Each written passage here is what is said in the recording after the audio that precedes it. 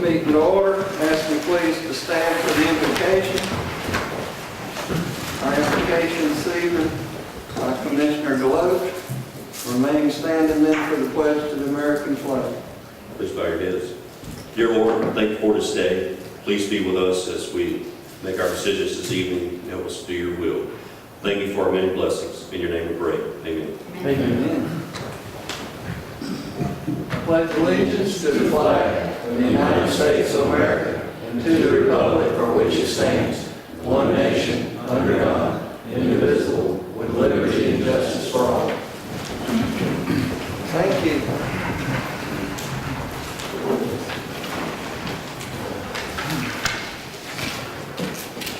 First item, consideration of a resolution to approve our agenda. Any additions, corrections, deletions? Motion. Make a motion to approve agenda as written. Motion by Commissioner Loper, second by Commissioner Deloach. All in favor? Any opposed? So carried. Next item, consideration to approve the minutes for the February 2nd, 2016 regular commissioner meeting. Any corrections, additions?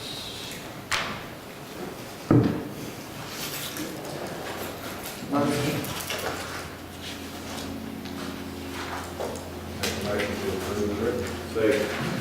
Motion by Commissioner Floyd, second by Commissioner Kiefer. All in favor? Aye. Any opposed? So carried. So ask that public comments be limited to our agenda items only. It should be noted that documents from this meeting are located in the clerk's office and on the Board of Commissioners website. One item on our consent agenda this evening, and that is consideration to approve fire releases as submitted by the fire department. I have a motion. Make a motion to approve consent agenda as presented. Second. I have a motion by Commissioner Kiefer, second by Commissioner Jones. All in favor? Aye. Any opposed? So carried. I have one item of old business tabled from January 19, 2016 meeting. That is a consideration to approve an amendment to the Effingham County Schedule of Fees.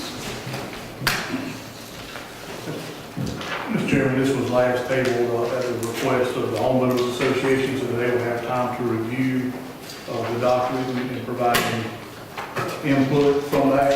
I received correspondence, I believe you were copying that from them stating that they had no objections to this document as written. The only change in it from the time that it was presented to you all previously are under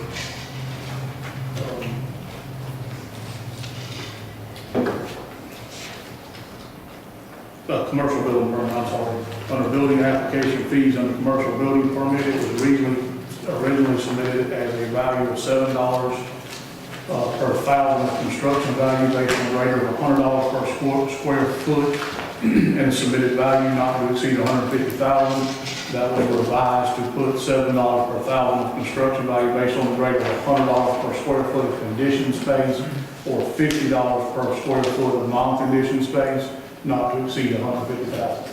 That's the only change from what was previously submitted to you all. That was based on what we discussed about so many things not having conditioned space out here. You guys know going through that. But that's correct, yes. Say a warehouse facility or something, the value may not be $100 per square foot of construction. We would be, in essence, overcharging that particular use. I got a question on page number 5 there, under accessory building for 1 and 2 family dwellings there. I'm like, when you got down there, you put a roof on your house, who you got to pay that $50 to? Am I reading this wrong? Accessory buildings for 1 and 2 family, $50 admin plus 10 cents a square foot. No, this end just got the, no, that's for pools. Right under that is the roof, it's got $50. According to this, my agenda. He's saying page 5, but I don't. Page 5 of 13. Number 13. Yeah. Yeah, 2/3 down.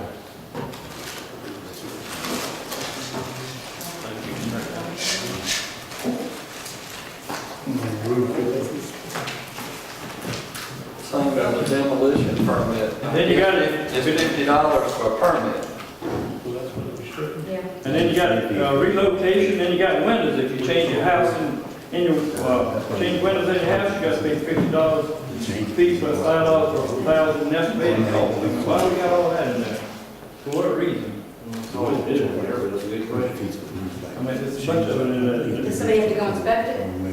No, it doesn't say nothing about inspecting it now. Just asking, is it a cost for them to go inspect that? No, I mean, you put new windows, you don't have to have it inspected. Well, The demolition permit, you go to, They're talking about it. we're trying to figure out, do you have to go inspect any of that or anything? Is there a reason, like there's some cost involved or what? We have a required permit for replacing shingles, no doubt. I didn't realize that was in there. So, but there's 3 or 4 things in there that same thing that need to come out. Go one at a time. On roof, no problem, we can strike that. We can certainly do that. Yeah, I would say that's probably replacement windows, but we don't expect replacement windows, do we? No, they're not supposed to. not a problem. And the demolition permit, what, you got a little building in your yard, you go to tear it down, you got to get a permit from the county. I mean, you tear it down, you're not building it, why you need a permit? We've always required one for demolition. I think a lot of this has always been in there, and it just hasn't been assessed, you know. How Commissioner about a Lambert? how about a relocation, what is that? Can we deal with it one at a time? And Yeah. Commissioner Lambert, I don't know if you heard what Mr. Kessler said, but what he did say was while it's in there, he was unaware of it and they haven't been charging it. So, Well, it's trying to be, if they are charged, it don't need to be in here. I agree. all right, so the answer to the roof, if I understood correct, we simply strike it, remove it, correct? Let's, 5 to 13, where are we? Underway. You got a new roof on mine, I'm not concerned about it. Decks? I don't know why it's in here. So the decks and pools are okay? Are we starting there with accessory building?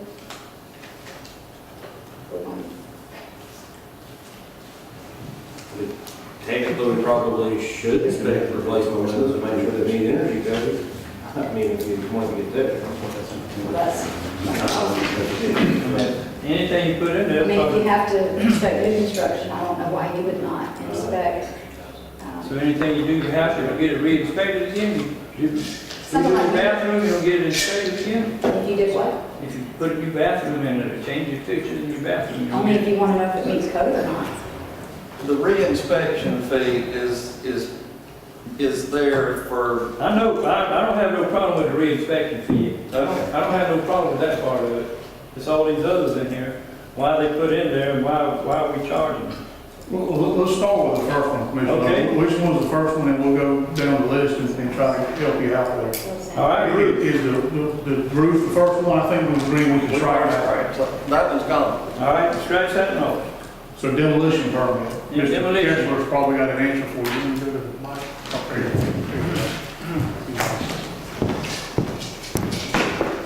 The demolition permit seldom, I'm not aware of anywhere it's come into play where, like you're suggesting, this accessory building, that's for if somebody's demolishing a mobile home. They get that $50 permit, that's administrative fee. We go check it, make sure it is, we sign off on it, they can take it to the tax office, and it's easier for them to get it off the tax records that way. Somebody's remodeling a home. Oh, let's change that. There's a couple of buildings going on right now that are being converted into churches. They'd have to demolish part of that. And They have to make sure the structural integrity is maintained, so when they turn the plans in, it goes through the engineers then, and they have to maintain all that then. And as far as the demolition part of that, it's not really necessary, but the biggest thing is make sure it can get off the taxes, and they don't just haul the trash off in the woods somewhere. That's what demolition permit's about. And we need to strike that one too. Probably most of the time, a demolition permit, you wouldn't get it because you're probably getting a building permit to repair whatever, so it's kind of lumped under it, right? Yeah, usually, I yeah. mean, you just wouldn't get a standalone demolition permit very often, I guess, not sure. You needed to remove a building because it had asbestos or something like A that. little bit of mobile home and, yeah. Would be cases. It's probably good to leave it there in case, No, I can remove it. in case you needed it. Especially with a mobile home thing, you know, to, Especially demolition. Gary, I wouldn't remove it. I would leave it as a catch-all in case you needed it. It's not used very often anyway. All right, relocation. That's for a house that's being moved. Exactly.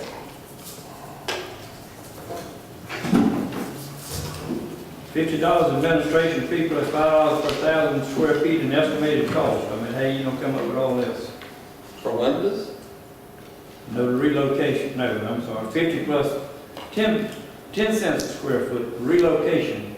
If you move out of one house and you move another one, I mean, what is the relocation? What they're do you- actually moving the house. If they're moving a 2,000 square foot house, it's pretty easy to come up with 10 cents a square foot. Why does the county need that money? I mean, why are they charging that? I mean, it's no cost to them. Their reinspection, once it's set or moved. we could look at a lot of our fees that way. Well, we don't need a lot of them. Anyway, y'all make a decision, I don't think we need that, but anyway.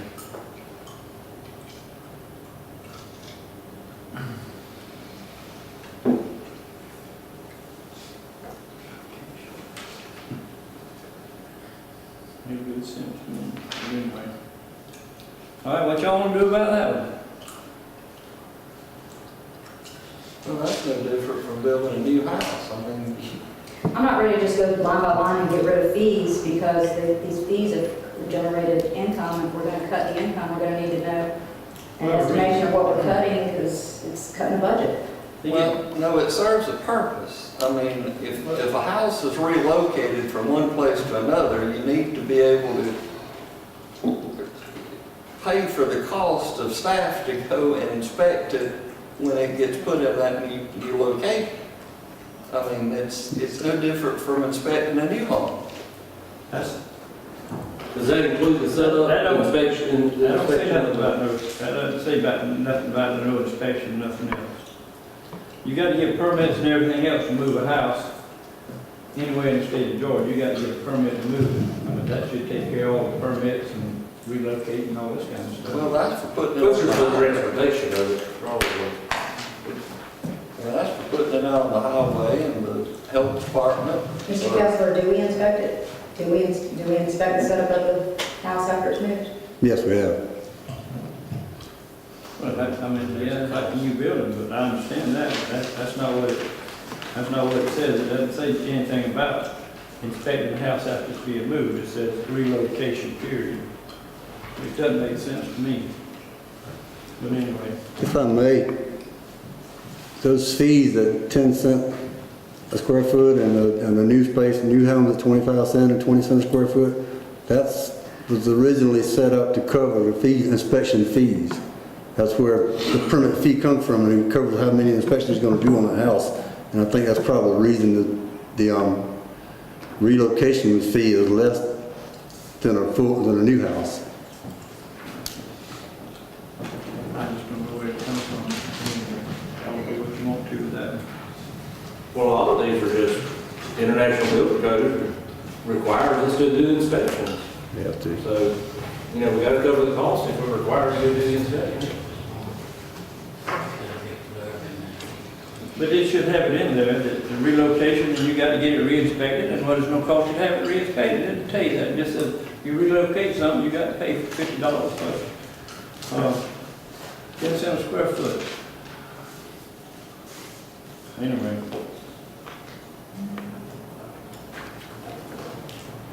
You got your inspection fee down under that, $50 a square foot, we hadn't got that far yet, I don't have no problem with them. Those re-inspection fees are for failed inspections. I understand, I don't have no problem with them, but we ain't got that far yet. So how about the relocation fee, what we gonna do with that? I'm for leaving it just like it is. Well, The only one that I have a problem with on here is the roof. We don't inspect roofs on a new construction house. I see no sense in having an inspection fee for somebody putting a roof on it. So I'm for striking that one. The rest of it, I'm good with. How about the windows? Replace the windows in your house. $50 administration fee plus $5 per 1,000 in estimated cost. I would think that if I was putting windows in my house, I would like to have somebody come to be sure that it met energy code and that somebody was doing it. You could do that, but I don't think the county ought to enforce that. If we send one of our inspectors though, we gotta cover that cost. But most people aren't gonna probably call for a permit. Well, I know that, so I have it in there. I mean, if I go to replace my house, I'm not gonna, Right. you won't know if I do it, I'll do it at night at some kind of time, but I mean, that's just that doesn't make good sense. All right, what you want to do? I said my piece. Anybody else got it? I'm okay with the one strike that we all agree on. Clark? The same. If you go to put windows in a new house, you don't call the county and pay them the dollar and let them come in. All right, y'all do what you want to do. All right, that's all I got. All right. Somebody got a motion for us?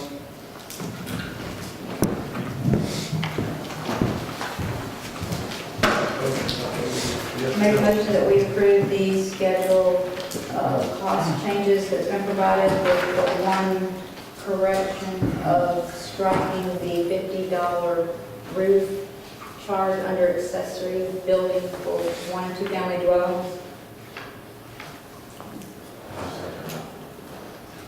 I have a motion by Commissioner Jones, a second by Commissioner Floyd. All in favor?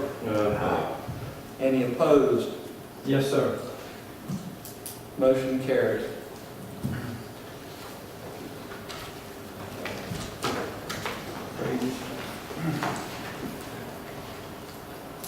All right, first item, new business.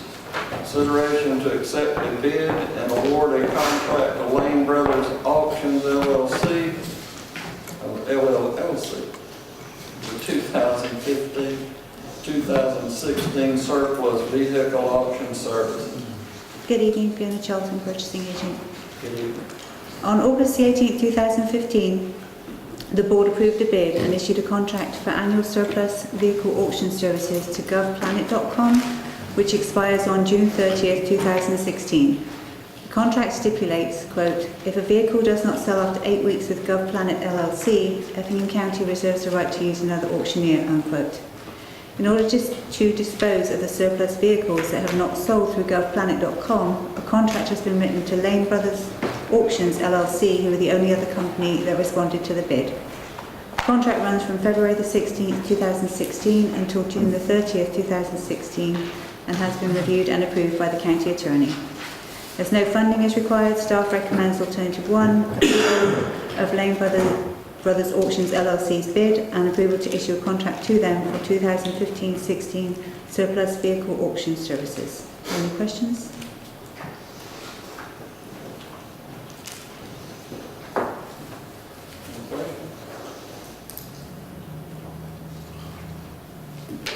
I have a motion. Make a motion to approve order number 1. Second. Motion by Commissioner Loper, second by Commissioner Deloach. All in favor? Any opposed? So carried. Thank you. Thank you, madam. Next item. consideration to approve a request for a refund of water and sewer fees collected at issuance of a building permit. Good evening. Good evening. If y'all will turn to the page that says 17 of 28,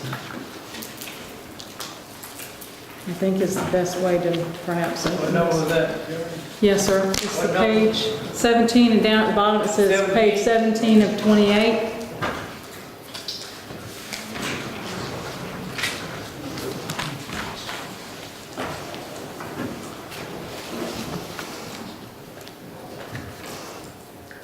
If y'all recall, we came off of impact fees several years ago, and this is the first occasion where this item has come up. We've had a request to refund the water and the sewer cost recovery fees. And we have some pretty clear instruction from this board regarding several other items, but we wanted to clarify the language within our ordinance and within our policies regarding cost recovery fees at this point. Joanne, can I ask you this question before we Yes. get too deep into it? And we can still discuss it as much as everybody wants to. But one thing I did want to throw out on the table was, I think in studying this, that one point that I came to was, since we made the change and we're no longer on the Development Impact Fee Act, when we made these changes, we didn't have all the mechanisms covered about rebates or not rebates or whatever. Correct.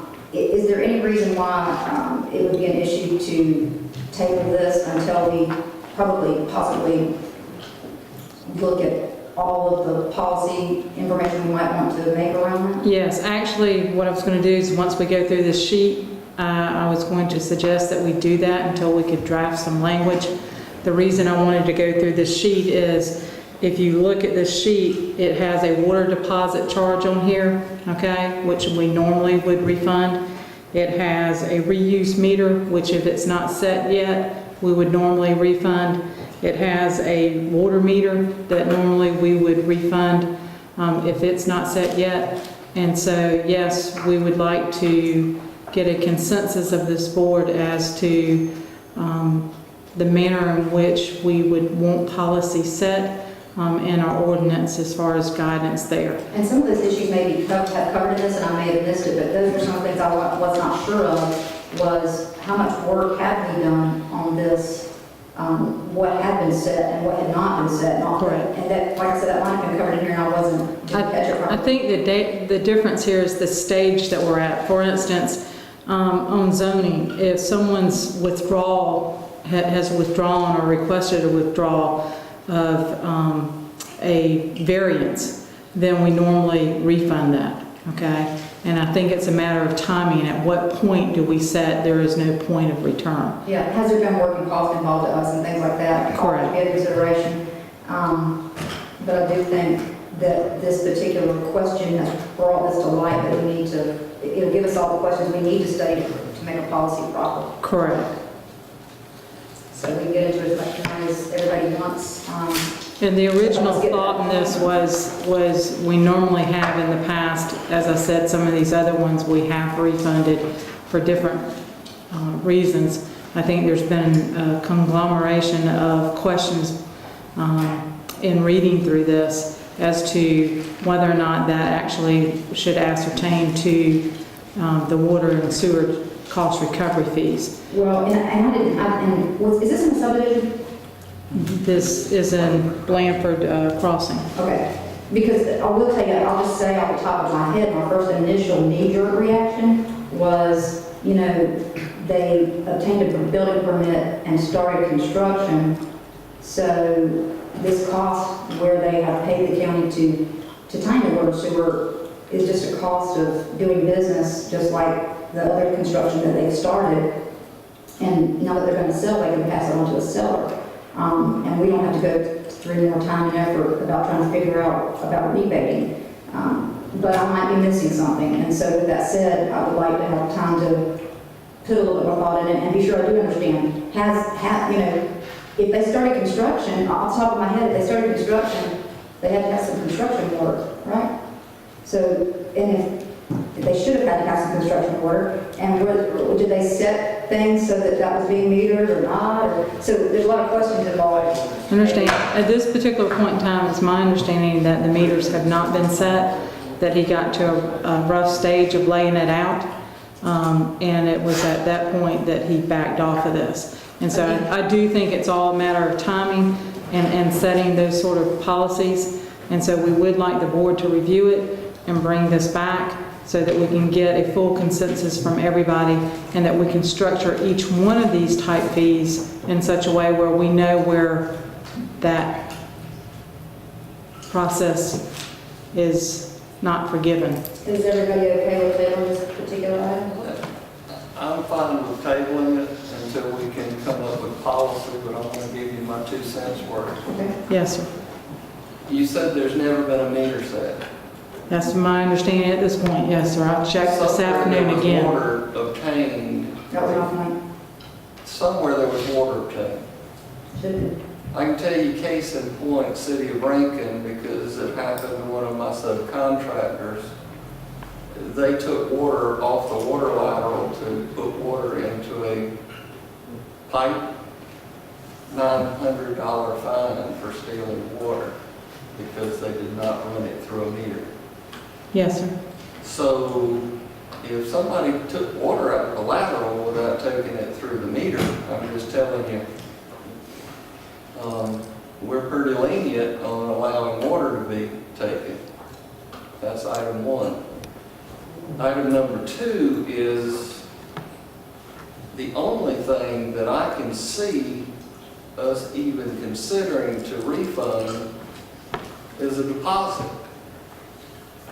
But if water has been used on that, then we've got to ascertain what has been used and that be taken away from the deposit.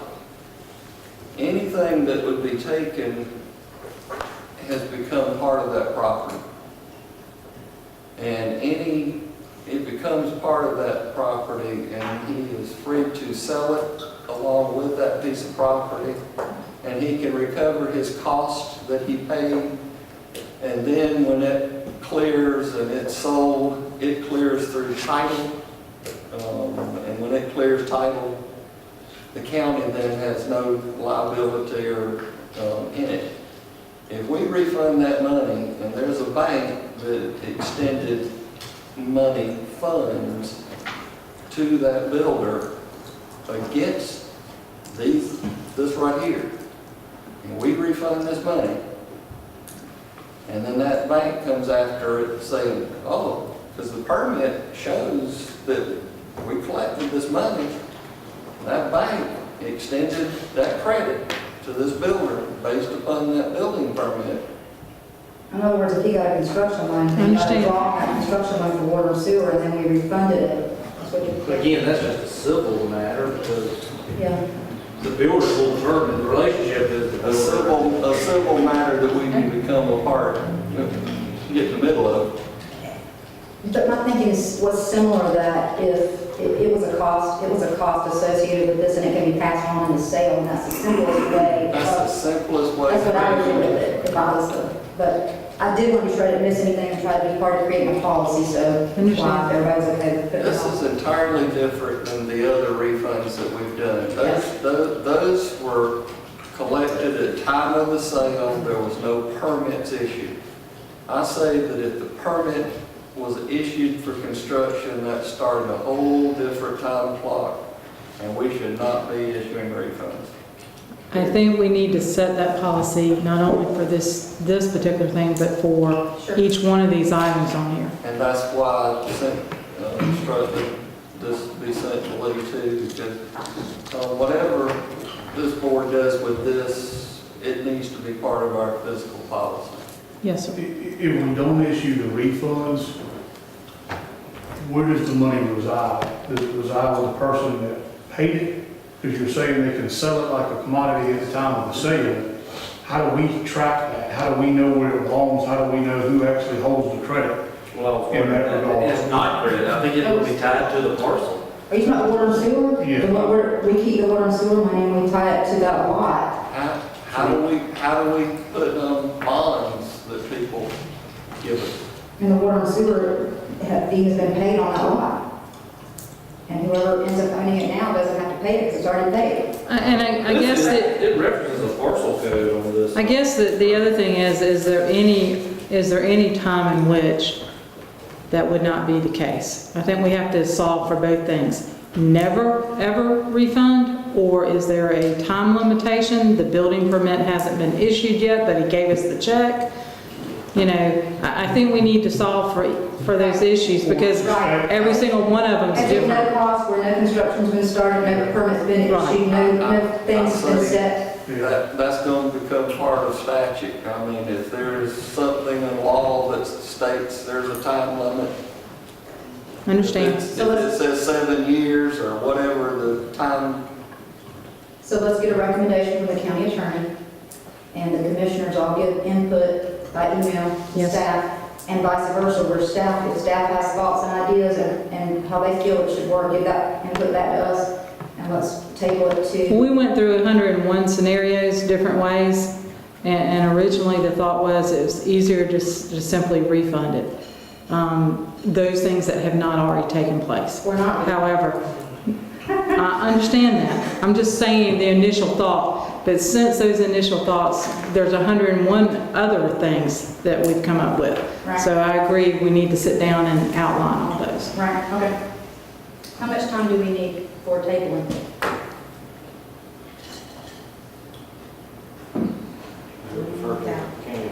The earliest will be the second meeting in March. I mean, we'll be. What say you, Clerk? Do it a month out, Yeah. please. The other thing I think we need to make sure of is that on our schedule of fees, because I even went and looked at our schedule of fees and asked the clerk this afternoon to make sure I had the last copy. Nowhere on there is there any enunciation as to whether something's refundable or not. We just voted on the schedule of fees. Yes, ma'am, I understand. I say table this to the first meeting in April. Second. This is the second meeting in February, right? Yeah. Can we do the second, because the clerk highly recommended that? Because I think they have to have everything on. She said the second meeting in March, right? Right. Oh, you said April. First meeting in First April. meeting in April. Yeah, that's good. That's good. Just no earlier than. That'll give us hopefully the next 30 days to, There's no type of policy that makes that a problem for responding to this request? You can table it date specific. Okay, all right. Any more? What's the date? April 5th. I'm making that motion. Make a motion that we table this item until the April 5th meeting of 2016. Motion by Commissioner Jones, second by Commissioner Loper, all in favor? Any opposed? So carried. Next item, consideration to approve to amend Effingham County's financial policy. yes, sir. There are 2 items on here. The first has to do with our surplus policy. In speaking with our purchasing agent, there are 2 sections on here, sale of real property and sale of personal property. There's been a request to change the sale of the personal property terms and conditions so that it does not mirror the real property surplus policy, in that we do not have to do it through sealed bids. The variation of the type of personal property that we get and the variation of the dollars is, of course, significant. It can be anywhere from $1 to upwards of probably $5 for the most part that I've ever seen, possibly up to 10. And so she has requested that that particular section be struck and replaced with simply sold as is, where is, and with false, and that the Board of Commissioners and/or staff may place a minimum bid if requested. The second piece of this is, if you recall, a few weeks back, we were going through the hospital payment, and the board made the stipulation that you did not believe that that hospital payment needed to come back before this board. And I noted that within our financial policies, anything over $100,000, unless it was within this particular document, was supposed to come before this board. So I have asked under item P, page 7 of 9, that we add the Effingham County Hospital contractual payment to the health insurance payments, the sanitation billing, the purchasing cards, and the biweekly payroll tax.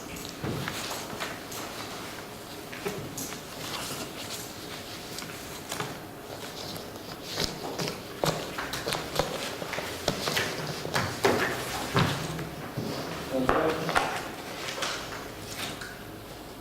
Concern? Anybody have? Motion? I'll make a motion that we amend the financial policies as presented.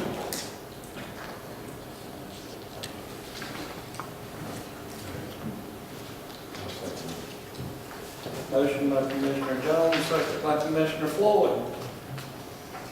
And for the record, I really don't know that we have to do that for the hospital, but it does clarify.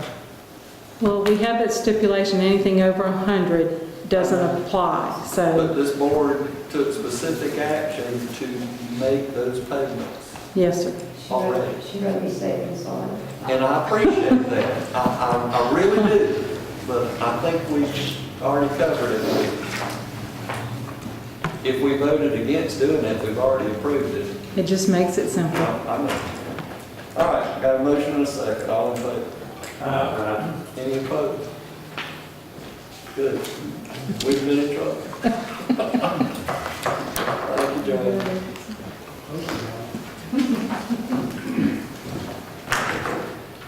Next item, consideration to approve draw 34 and 35 to J.E. Dunn, DBA Reeves E. Worrell for the construction of the sheriff's office. I believe this application for payment was brought before you quite some time ago. The 34, draw 34, I believe, is dated May of 2015. It's been out there since that time, waiting pending approval of the sheriff, if you will, to say that he's fine with construction. As of now, we have not gotten that, and as recently, I guess, as today or yesterday, we had asked him to put this on the agenda. I think he still has some outstanding issues. I do not have for you anything from him stating this is okay to pay. We have been getting questions from Reeves Worrell as to what the status of payment was, so we thought we would bring it back to you all one more time. Ask for your direction is still the same as it was previously, which is to wait on the sheriff to agree that all work has been done, and if so, we can get back to the contractor and tell him as much.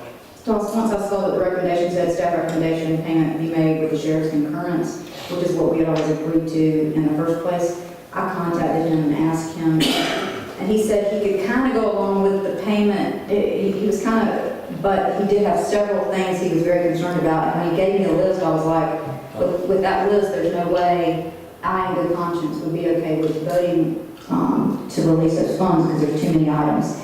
And I stopped by there on the way here, and I will say this.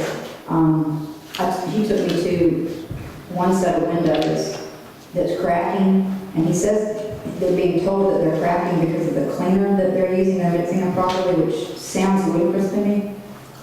And they're waiting on response on that, and I actually think that's a major concern, or it's a major concern to me. So what I did express to him from my perspective was, I thought we'd like to have a list in writing of all issues that he is aware of, that he's concerned about. Because some of the things he was saying, well, you know, I think a lot of it's not really their issue under warranty, or, you know, the window company has to deal with it, or the roof company. And I said, what I think we need to get is a list from you in writing about what any issues are, whether it's 5 or 10 or whatever it is. And we need morals to address, they're fixing this and this, they're not responsible for this, who is. That's the only way to get to the end of this and get them their money. And he said he would do that, so this is another item. Until we get those things in order, I feel that we need to table this issue. But am I correct, this board, Or vote no to payment right now, either way. but this board has approved payment before as soon as the sheriff approved. But he hasn't given us enough, he has not given an approval. I don't remember, Jeremy. I mean, that may be how what the board said. I thought it was tabled until such time, but you may be right. Again, it was from May of last year. There was something he signed on for. Because Reedswar was here, I would have to go back. I mean, if somebody's telling me that we're not, that this is a non-voted day and we have to pay them, that's one thing, okay? But if this is not a non-vote and we don't have to pay them, there's no way I'll vote to pay them without work outstanding. Well, I think I remember Jimmy was here, Reedswar was here, and the bottom line was, we said, you make him happy, you get your money. And I think that's the way they walked out of here. We're gonna make him happy. And I think that's the last we heard of him. But he's not. And he's not happy, and they hadn't got the And it money. could have been, Chairman, I think staff may have interpreted that incorrectly and thought that just what you said, make him happy, but we still need to bring it back to you all to bless it again, so. So, Proof that all that occurred, which it has not. And they're asking for it, this is clarification to them, that he's not happy, we're not happy. Here's a list of the items that it's gonna take to get everybody legally happy. And we're gonna get it in writing somewhere what is expected, so that we don't end up in the same mess that we had with the last sheriff. well, for clarification, and since it's on our agenda, I think it would be appropriate with the information that Commissioner Jones has given us and with the fact that staff has told us that our sheriff is still not happy, for this board to take a vote, if I can get a motion to this effect, to not release any payments until such time as we have the sheriff's written approval. If I could get a motion of that, would that be appropriate? I'd be glad to motion that with a few additional words of what I was saying that I think needs to happen so that we can be legally, is that okay? It's on our agenda for payment, so you give me whatever motion you feel appropriate. I'll make a motion that we do not approve payment at this time and that we request a list from the sheriff of items not yet satisfactory, and we request a response from Morals as to if it is their responsibility and by what date those items will be corrected, and any items that are not in their responsibility, if they will state if they're covered under warranty through other subcontractors, etc. At which time everything is found to be satisfactory to the sheriff, it can come back to us for a vote for payment. Second.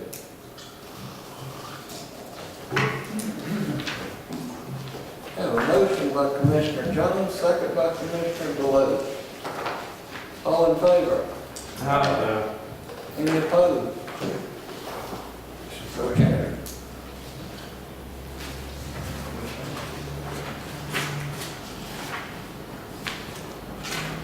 Next item, consideration to approve to reappoint Brad Green to the Tax Assessing Board.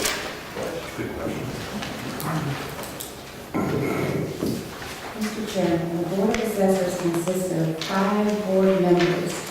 They serve 4-year terms, and 2 of the 5 seats are approaching expiration at the end of next month. Those seats are for Brad Green and for Ms. Bonnie Canaan.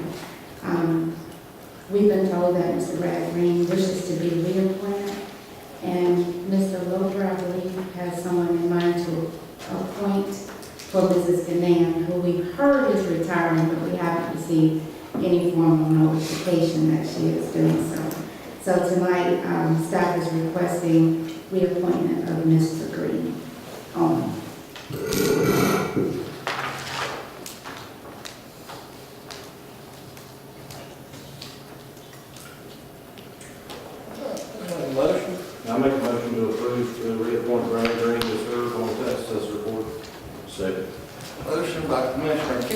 second by Commissioner Deloach. All in favor? Any opposed? So carried. Next item, consideration to approve to release a bond for Raven Estates Phase 3. Mr. Chairman, the Williams Hall Group, who's the developer of Raven Estates, is requesting their 10% security bond to be released in the amount of $5,566.25.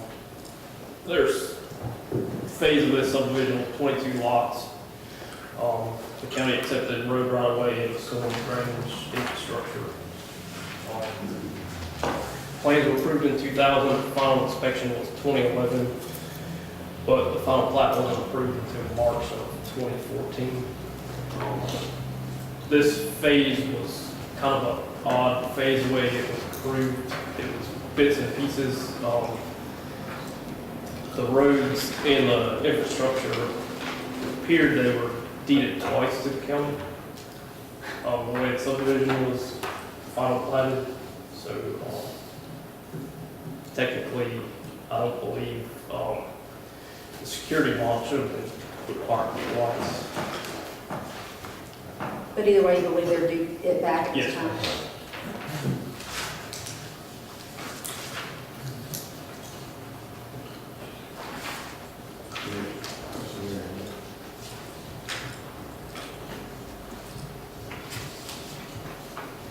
The roads are out.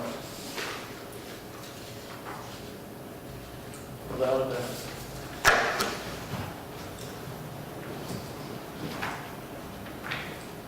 Motion. I make a motion that we approve the release of the bond at this time. Second. Motion by Commissioner Jones, second by Commissioner, who was that? Look, Loper. All in favor? Any opposed? So carried. Chairman, I'll be recusing myself from the next item on the agenda. I'll be stepping down and I will be in the audience as a citizen if there are any questions as it pertains to corporation debt and the shareholder.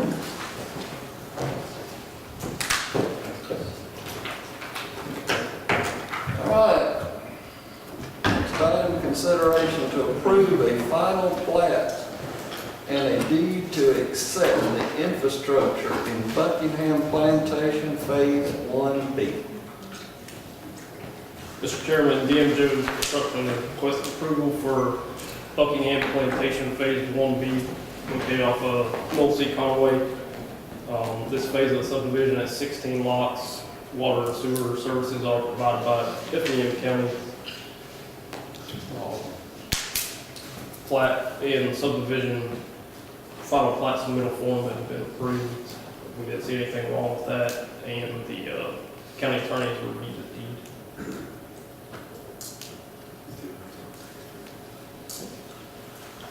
Any questions from any of the board?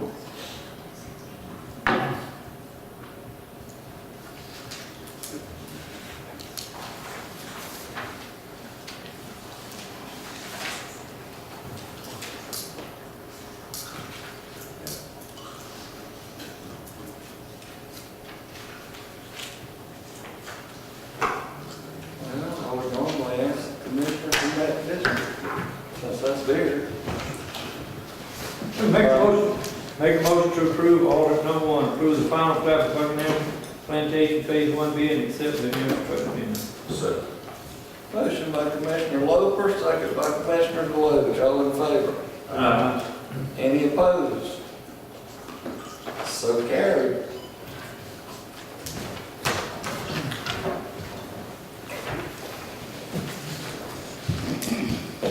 All right. Did I miss anything? Last item?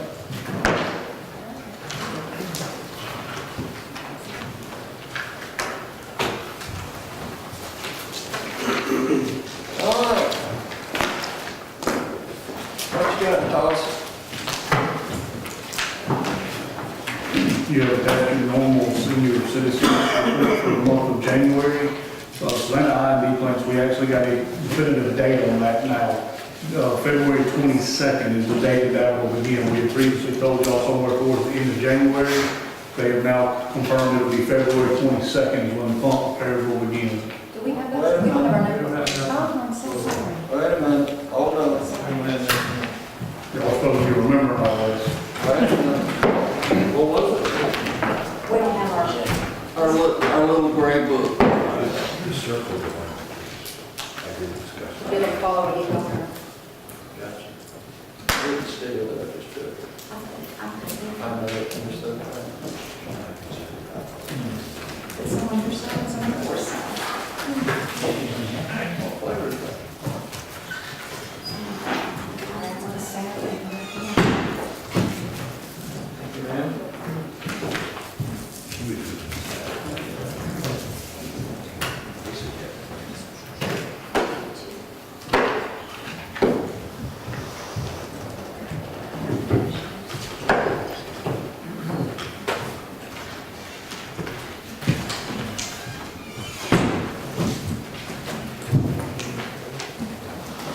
Now go for it.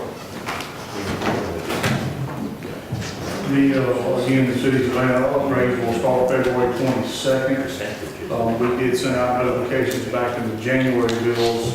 We will, try to do so again in the near future. The Springfield Garden Club would like to use, we call it the Early Street House. That's the one down here at the end of the street. It used to be the Convention and Visitors Bureau and the Veterans Park Board use it for an office. Again, the Springfield Garden Club would like the use of that house on April the 16th for a doll show and a display of Springfield Elementary students' artwork. That is to coincide with the Springfield Historic Days, I think it's called now. Old Days of Effingham. Old Days of Effingham. With that event. Two things. One, are y'all okay with them doing so? And the answer to that is yes. Would you like to procure an agreement for them to use it or just allow them to use of that facility? Like the location agreement. So I don't think there's much in there that can hurt. I think it'd be good to let them reuse it. I mean, it's just sitting there, there's no reason not to use it. Is that how we're going to treat anybody that wants to use it? That's the only thing that I just want everyone to. Well, again, it's April 16th, so if you want an agreement, we still have all of March to do it. We can get an agreement with y'all in the next meeting. Just want to know, and it's fine either way, if you want a location agreement. Why don't we you can- talk to us about that? About the use of county property. I mean, you hit on it. It just becomes an issue of how do you select who gets to use the property, and then, I don't know the age of that building. There's issues related to whether it's safe or not. See, I have no, I'm sorry, I'm going to interrupt you. I'm sorry, counsel. I have no problem with them using it. I just want us to always treat everybody the same. So, we can have a simple, and we've talked about this in the past, I've talked about how the school board does it when you're going to use different pieces of property. We can have a couple of documents drawn up that they just simply sign it that says they're using it, and they hold us harmless of everything under the sun, and we don't have to charge them a fee if that's what we want to do for that building. And whoever gets to it first every time can use it first every time. I just want to not be allowing certain groups to use property a different way, and if somebody else doesn't even, it's just not. There's a legal way we have to do it. Right. You have a policy in place. So similar to what we've done when we let groups use the courthouse, and we charged a fee on that. Was there a canned form that we used on that or what? There is an agreement, but I think, and some of the differences, we can do however y'all want. We were charging a fee with those because we had a staff member present Understand. to make sure they didn't do damage to the And building. can we just adjust that to a no fee, hold harmless, and present it? I think we can, yes, we can, is the answer to that. We can That's my recommendation. Okay, well, we'll put that on your next agenda for consideration. Let them use it, but just have them sign something so everybody's covered. The extension agency, I guess, down the road, and they do this for y'all every year, They would like to know, they're trying to hold a reception for the commissioners April the 5th at 4 o'clock. That'll be before y'all's meeting. It's a meeting day, I guess, Yeah. at 4, if that's okay with you all. Does anybody know of an issue? Just trying to confirm. It's a meeting day. It'll be a day of one, it's a, what? We just come about hour. That's what they've asked for, yeah. I don't have a problem with We've normally been able to do that at 4 and be back by 5. Is that where we go over there? Yes, ma'am. Yeah, Yeah. is that They 18? fix a meal for us. Yeah, they do. Yeah. Yeah, they do it every year to say thank you for supporting them. It's okay. There's a letter in there on the Metropolitan Transportation Plan update from the 4 MPOs. And basically what that letter says is they updated their MPP, and it doesn't include any of our projects. I really don't reason they even put it on here was to tell y'all when you see it, there's a reason they didn't include our projects, because the only projects that have to be in there are ones inside the urbanized area, the planning area. And if you look at the map where those are, it's a couple subdivisions off Scuffletown and Riga Falls. So they're just telling us there was nothing that happened. Georgia Emergency Management Agency, there's a letter from them stating that we have met the incentive standards outlined in the GEMA Homeland Security Federal and Local Disaster Match Policy, and therefore will qualify and receive a reduced federal match for public assistance subsequent to a major presidential disaster declaration. So just there's a letter telling we did what we were supposed to, and we now get that discount. This one will be on your next one. I just got an email, the ACCG annual conference coming up April 29th and May the 2nd. There's still some time out there. We'll get it in front of you. You got till March something to book your room, so we'll get that in front of you. There's no room bookings, we just need to reserve for Oh, whatever yeah, classes. because it is. Is it ones in Savannah? This is Yeah, the one right. in Such Savannah. as an island. Hutchinson Island? It's Yeah. in Oh, Savannah, yeah, at the yeah, west yeah. corner. What are the dates on that? April the 29th through May the 2nd. And we'll get you some information. The email just popped up as I was sitting there. They have it. You already got it? They- And then the last thing I have is, we now are proud on our Facebook page. Go check now, check frequently for such and great and wonderful things that are happening around the county. We will put all kind of great and wonderful things out there, so everybody subscribe, like it, do whatever you do to Facebook. And we'll do some face-based tweets and everything will be good. So I don't know how to use it. It will not be me, but. So if y'all can find it, go do whatever you do to these things. That's all I have.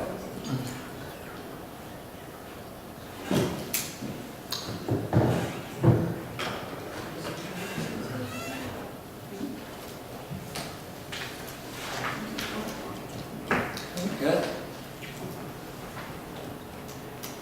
Red? Y'all probably got the same thing from ACCG about the laws. Did y'all get anything on that? If we don't get together with the municipalities when it comes due, then we will lose it. And we cannot reapply for it for 5 years. They give it to the Board of Education. Anyway, I'll make a copy of it. I got the, Mr. Jay Powell from, it just dropped last week. Reverend Jay Powell, Chairman of the Ways and Means Committee, from middle of Georgia. Well, So we can't reapply for 5 years. Well, we plan on getting together, but what's the date that, is there, I'm assuming there's a date, we have to do it by, what date? Do you have that? Well, It's a bill that has been It's a introduced, I bill. don't even know if it'll pass. I mean, it's legislation that was introduced last week or so, that's out there, it may or may not pass. it just dropped last week. Okay. It's House Bill 1005. And we don't need that, we need to get together. And there's not a specific date, it'll just be whenever we renegotiate costs, and we can't come to an agreement, instead of going arbitration and all that, would go to back to the school board, and you couldn't, you wouldn't be eligible to receive it for 5 years. Again, it's a bill that may not pass, so. Wow. And then they could Well, go, there's some other bills out there too. and then they could also go before, they could put it on the ballot, and if they okayed it, we never would get it again at all. We never could reapply for it. Put some We do. teeth in that, then. Which now, under the present laws, you don't come to one, you just lose it.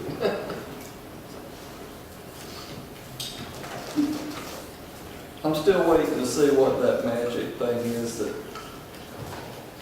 Clint and them are coming up with. We'll see. That it, Reggie? That's all I have. I'm looking forward to Saturday night, firefighter banquet, at 6:30. Yes, sir. That's it. I had Abby Smith, with 4-H, approach me about possibly using the Grandview track, since it's sitting vacant, for shooting sports. I know last year, I believe they used part of the research forest track, but it was just a muddy mess. I don't know if you'll have any interest in looking at that. It'd be temporary, I mean, nothing running. Everything they use is temporary archery. No shots, keep. And insurance wise, we cover under 4-H. Yeah, Right.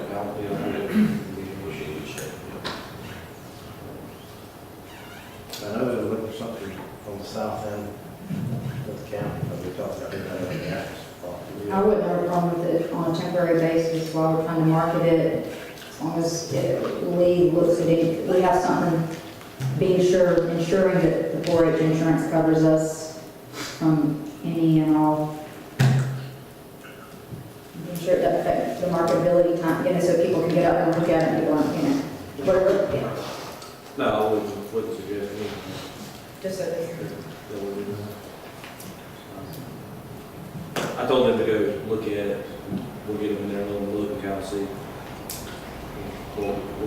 Just need to make sure they understand that road that goes straight in there is not on our property, and we're not supposed to be using it. It's the one that goes around the The corner. one that's, That's got, it needs a little bit of. yeah, it needs a lot to it.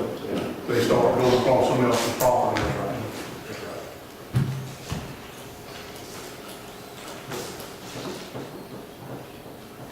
That's it. Sorry.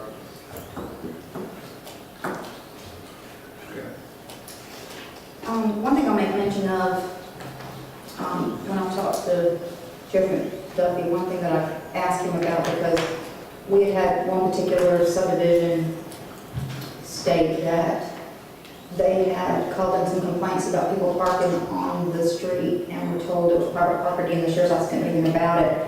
But it is one of the subdivisions that the county's taken over the roads.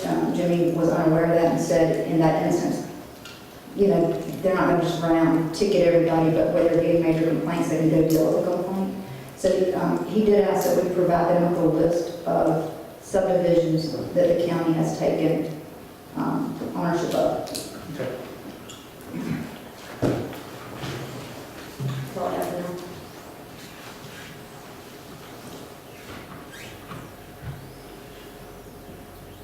I just had some drainage issues with Tulsa. Got public works working on that now. Oh, right?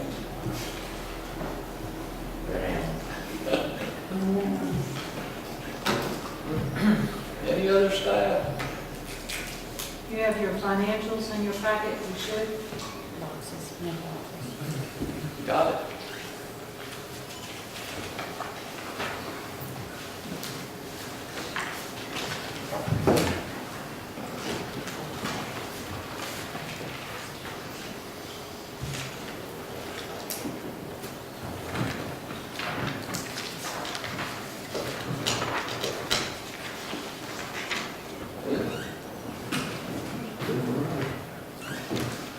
All right. We need an executive session. A motion to go into executive session, discuss personnel, property, and pending litigation. Second. Motion by Commissioner Keyser, second by Commissioner Deloach for executive session. All in favor? None opposed? We stand so adjourned.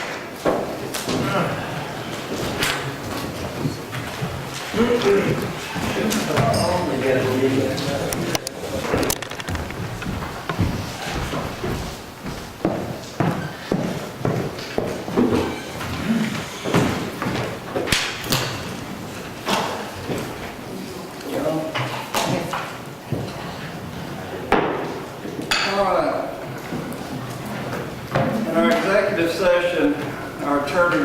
to light one item that we need to add to our regular agenda before our planning board meeting starts. The case of Richard White versus our warden has been settled, so I'm going to turn that over to our attorney for him to present the particulars of that and ask this board to add that to our agenda and let's take a vote. Okay, we're going to have a consideration to approve the settlement agreement between Richard T. White and the warden in Effingham County. That's how the suit was originally titled, was Richard T. White is the plaintiff. The defendants were the current warden at the time in Effingham County. It was filed in U.S. District Court, case number 15 CV 293. Mr. White filed a lawsuit in federal court alleging various forms of employment discrimination. The parties have agreed to settle the case in the amount of $30,000 without any admission of liability. The county's insurance through ACCG paid defense costs and $15,000 of total settlement.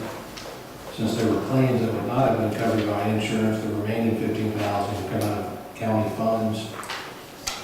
Mr. White and his wife, Rhonda White, have signed the settlement agreement. However, in federal law, there's provisions that will allow him to rescind within 7 days of signing. So the settlement will not become effective until 7 days pass. Excuse me, don't we need to take a vote to add up item number 8 to the agenda? That's it. I think you know. All right, as presented by our attorney, I'd like to take a vote by this board to add that as item number 8 New business? to new business. I make a motion that we add the information listed on the lawsuit regarding Richard T. White to new business item number 8. Second. Motion by Commissioner Jones, second by Commissioner Deloach, to add item number 8 to new business. All in favor? Any opposed? So carried. After adding that item, is there any discussion or question about the information presented to the attorney, by our attorney? I'll entertain a motion.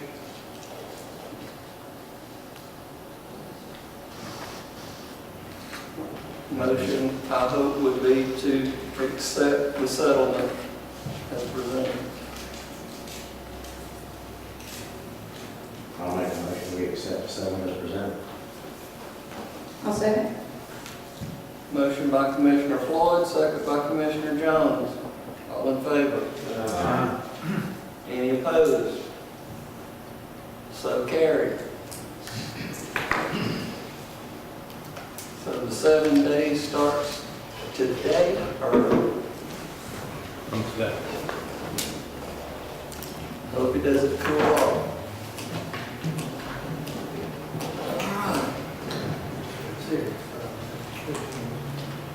Time is 6:56, so we can look at each other for 3 or 4 minutes. You can approve your executive session minutes if you like.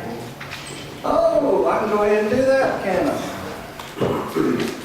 That's why I have all these people to keep me straight.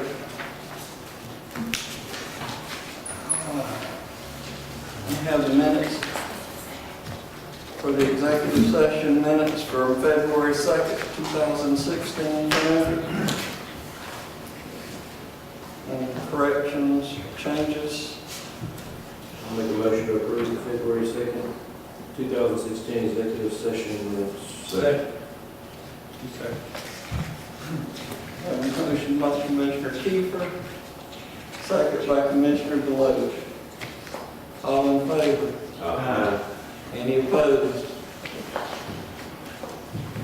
So carried. Well, that ain't up all in 1 minute.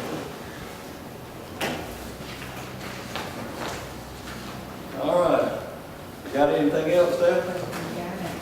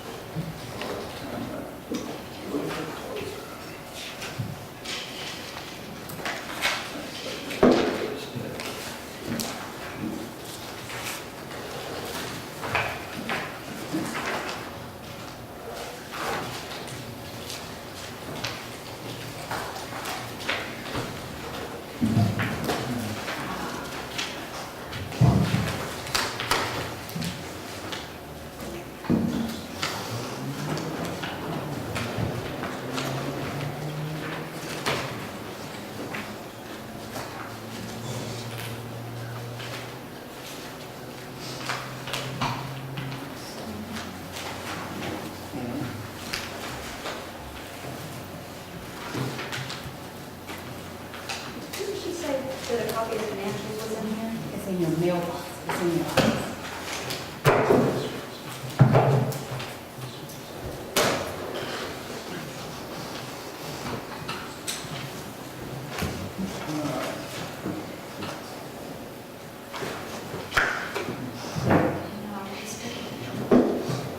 James, will you be on these or any of them take?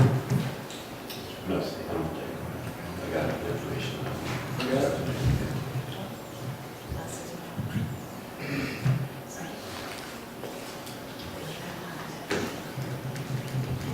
All right. Everybody good? My clock's at 7.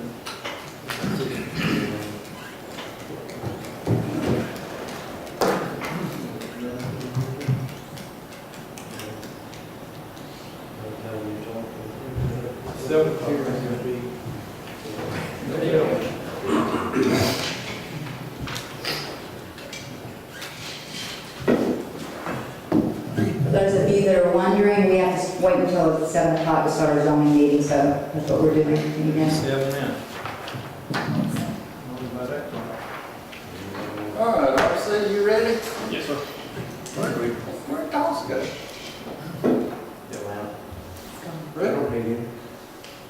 Just trying to, you left. thank you. Left the cable plans. Said something to him, I didn't make him mad.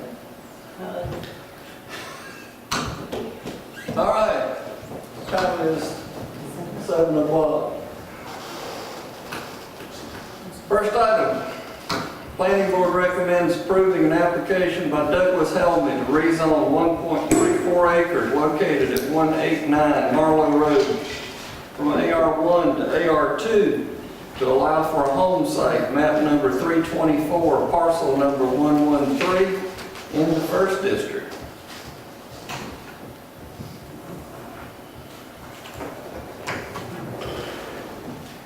Mr. Helmy, Mr. Chairman, the Helmys, had brought a plat for me to be signed that they had inherited 1.34 acres.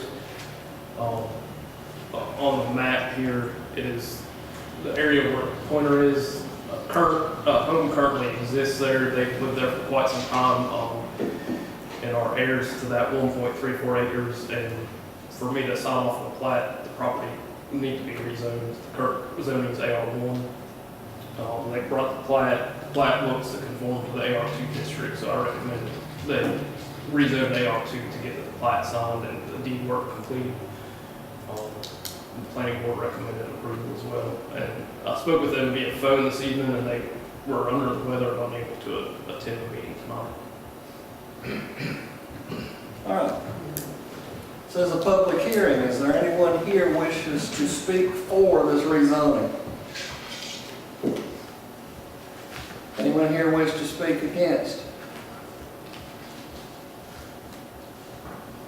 All right. I'll close the public hearing. This being in the first district.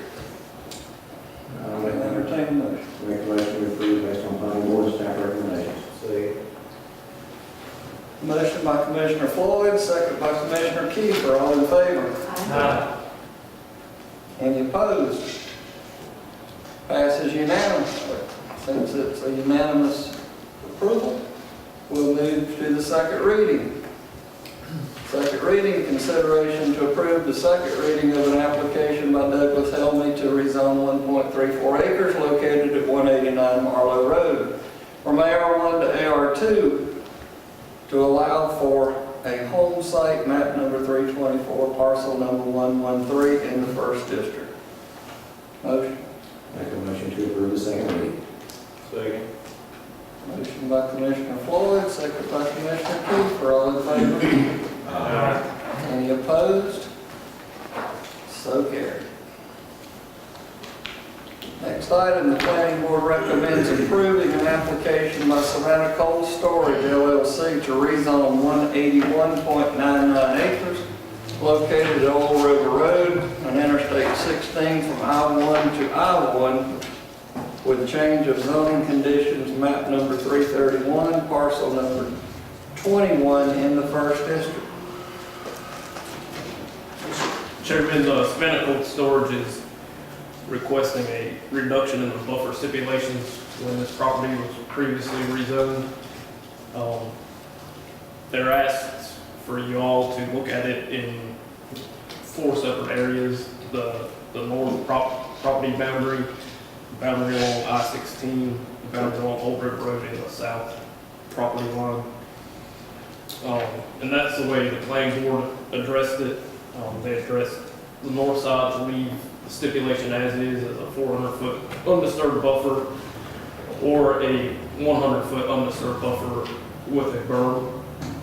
And on I-16 and Old River Road to eliminate the buffer, and on the south property line, a 50-foot undisturbed buffer. Staff recommendation is to go along with our current buffer ordinance, which was not in place at the time this was previously rezoned.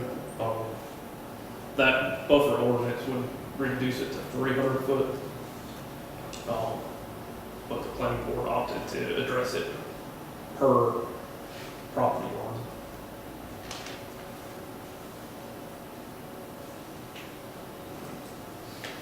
All right. The public hearing. Anyone here wish to speak for this change? Please state your name, please. My name is C.J. Chance with Hussey Gate Bell in Savannah, representing Savannah Cold Storage. I've got the property owner here with me as well. After I introduce it, he would like to share a few words also. Brought a few items. I know you have some information in your packet. One is a letter that I originally sent to staff for the rezoning request. I also have the buffer ordinance as it was approved, or excuse me, the rezoning condition as it was approved some time back. And then I have some examples of alternate screening materials that could be used on the site. Before we, and please, if there's any of that you want, I'm happy to share it. I brought enough for everyone.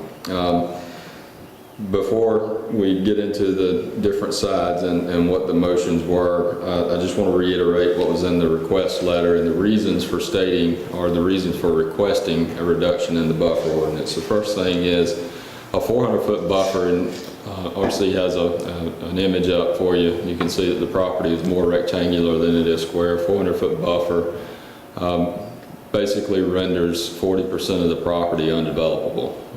If you take 400 feet on the south, 400 feet on the north, then you lose 40% of the property that you can develop. When this property was rezoned, it was rezoned all at the same time that the property on the north side was, which is a different shape, and it does not impact that property as much. But this property, you lose 40% of the developable area, 40% of the potential tax revenue for the property. The land to the south, there are 3 parcels that adjoin the property on the south. The one closest to Old River Road is zoned R4. However, there's not a house in close proximity, plus there's power lines there, there's wetlands there that are contiguous with the wetlands on the site. The next 2 properties along the southern border are 8R1, which I think is important to note that Effingham County currently does not have an agricultural zoning. If it did, those properties would certainly be agricultural zoning. But now they are AR, which is ag-residential. Therefore, it gives them the classification of residential. The property has been used for silviculture practices for years. It doesn't have a residence on it. There could not be a residence built within that buffer limit anyway, due to wetlands and the power easement. There are 7 parcels to the north that currently get their access off of Van Road. 3 of those parcels, the 3 closest to Van Road, do currently have a residence. All 7 parcels are currently zoned R4.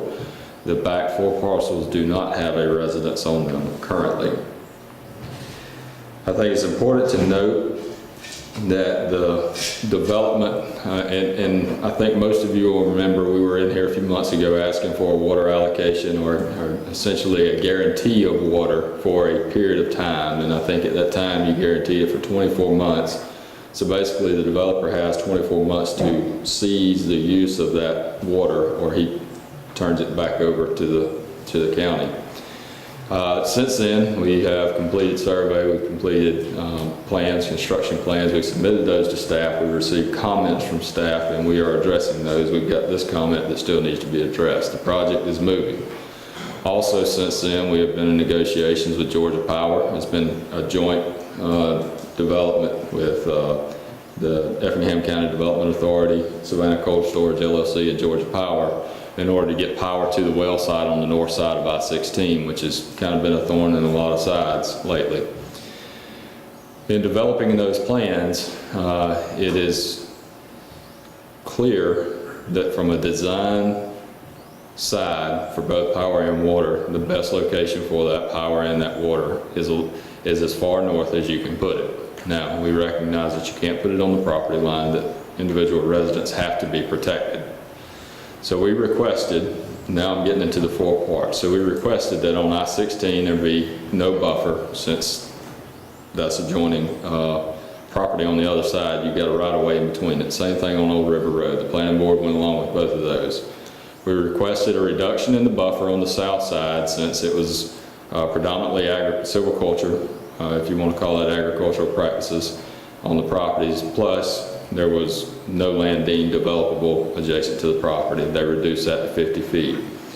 We requested the northern property line be reduced by buffer, less than 100 feet. We saw that that didn't go. We asked for a concession to go with 100 feet, but use a different screening mechanism. The ordinance, or the condition currently requires that you build a 12-foot berm. We requested that it be some type of fencing material. And again, I've brought examples of that to use. It could be enhanced with vegetation. It could be simply a structural fence, or it could be all vegetation. Any of those options I think would be better. The issue with the fence, or with the berm, is that it also occupies a great amount of land. And a buffer serves two purposes in my eyes. One is a screening mechanism so that you can't see from one property to the other.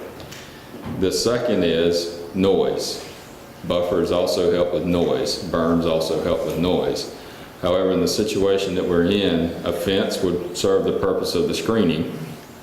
And in my opinion, living that close to I-16, or having property that close to I-16, is going to have noise levels much higher than what this site will have. So for those reasons, we asked for a reduction in the buffer. The planning board did not go along with that recommendation or request, and they recommended that all conditions be adhered to. We're still before you tonight asking for a different means for screening. We request that it be a 100-foot undisturbed buffer, but a different screening mechanism. The fence types could be Trex material, wood, AlumiGuard, vinyl. I mean, if we wanted to, we could throw it out cyclone. I mean, we could use whatever fencing material, but the thing is the cost of the fence is far cheaper. I'll acknowledge that. But on top of that, it brings about more area that can be developed. And I think that is important for the site. Furthermore, if we run the power and the water on the north side, we would request that whatever screening mechanism is determined not be constructed until there is a building constructed on the north side which needs screening. And if you read the condition that was a part of the rezoning, that's what it states. The berm is not required until a building is there which needs that screening mechanism. So you're saying that's already in the ordinance? That is in the ordinance. So the issue comes in, if I want to put the water line 100 feet or 150 feet from the property line, then I'm encroaching in that 400 feet and I'm not building a berm now. Well, I'm not building a berm or putting up a fence because there's no building there. But the condition clearly says that that's not required until a building is there. Staff, rightfully so, says that that is not their decision. I understand them saying that, but they can't give us authority to do that without me coming before you. I don't have a copy of it, but does it literally say Yes. the word building? Yes, it does. It says, A commercial structure, whatever, it does not have to be built until a CO is issued for a commercial structure. that's It correct. would not be referring to a water line. It couldn't be, understood that way. It's condition number 6. There's copies.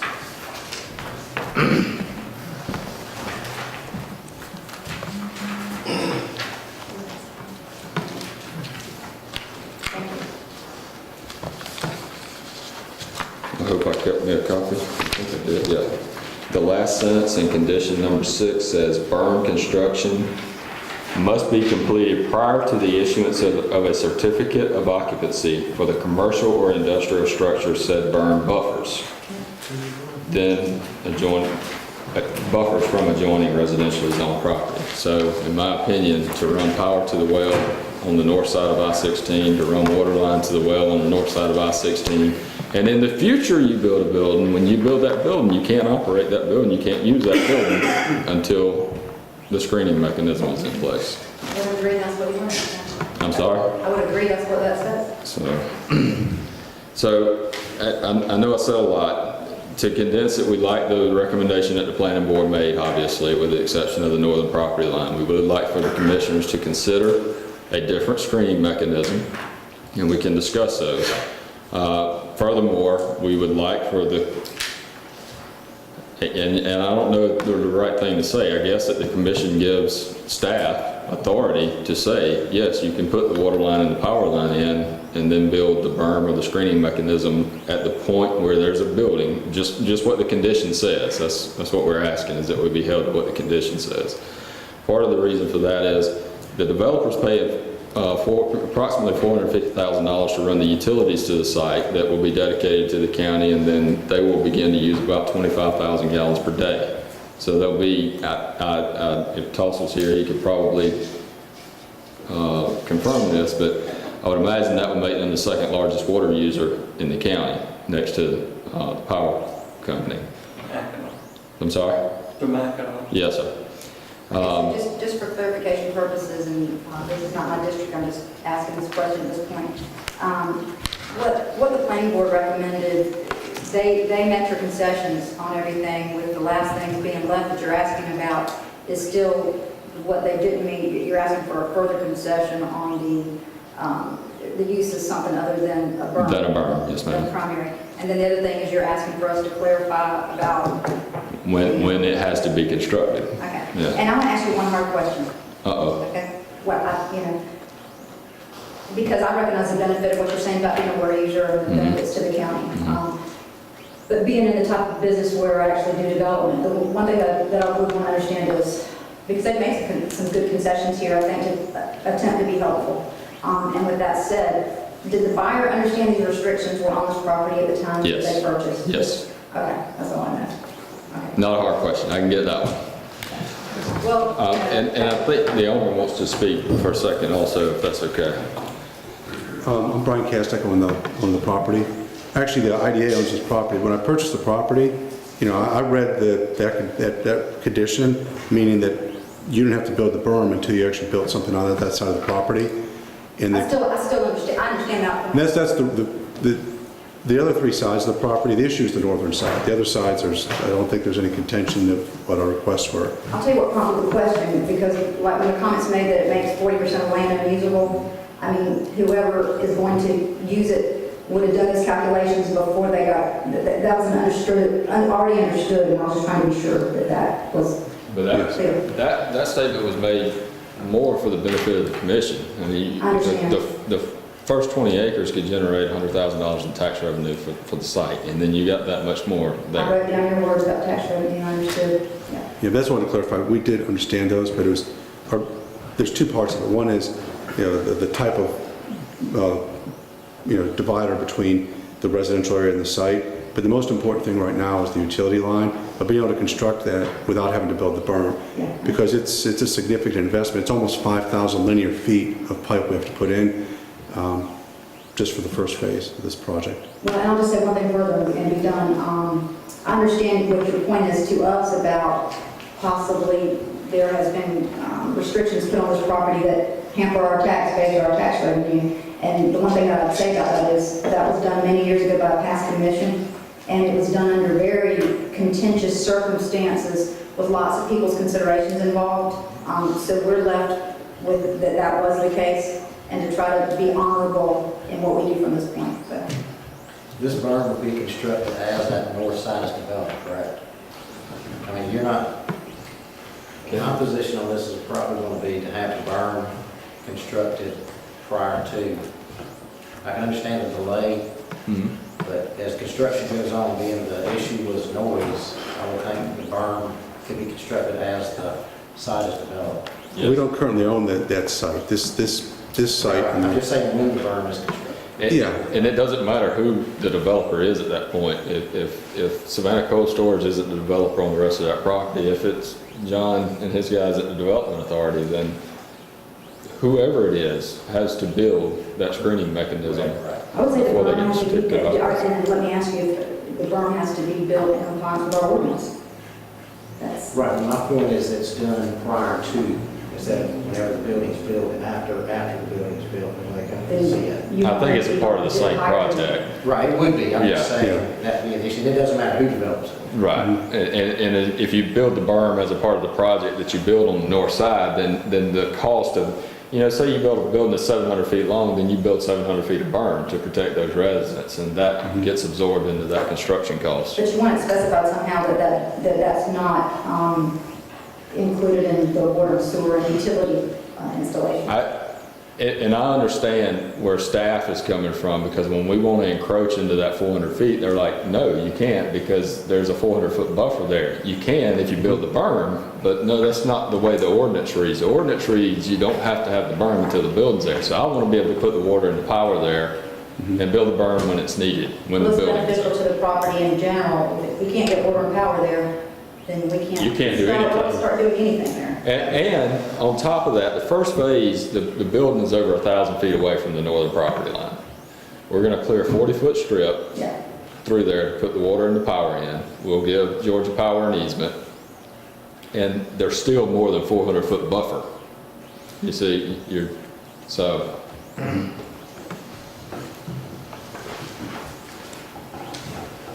think we're moving in the right direction, but I won't hear from plans. Anyone else here wish to speak for? Against?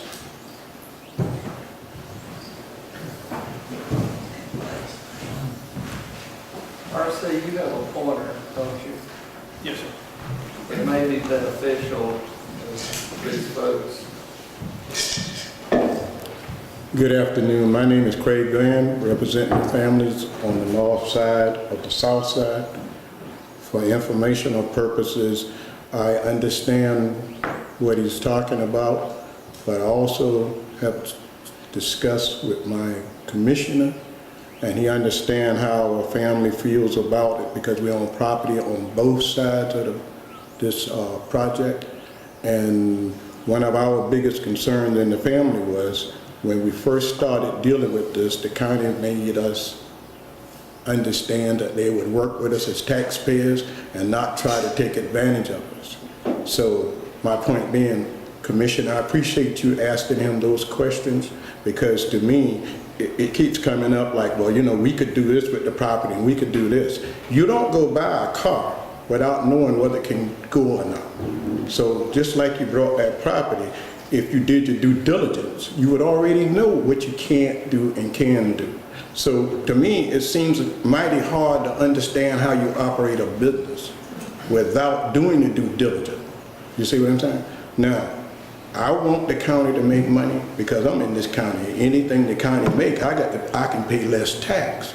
But I also want the commissioners to realize we are county residents. We was here before, we're gonna still be here. So, in other words, we need to go forward in the county, but we don't need to step on the taxpayers. Thank you. Sir, may I ask you a question? Yes, sir. I want to be sure that you understand what these gentlemen are asking. There is a pipe that needs to come under Interstate 16. And what they're asking is, do they have to build this big berm before they run that utility, that pipe under, and the power lines under that, and run that power line? Because at the time that they do that, they're still going to be, how many feet? 1,000 feet? Probably 1,000 feet to the building, yes, sir. So it'd be about 800 feet to anything that's clear. To the north side or the south side? I could get one of these from Mr. Van too, and I'll better explain it. These are some exhibits that show the first phase, that show where we want to run the water line. So I just want to be sure this gentleman understands what we're talking about so that everybody's clear. So what they're saying is the planning board has still required the buffer, but their question is, does that buffer have to be in place at the time they run that pipe and the power lines? Mr. Van, he wasn't privy to our conversation. Yeah, let me explain to you, because you're not quite familiar with me either, so let me tell you this.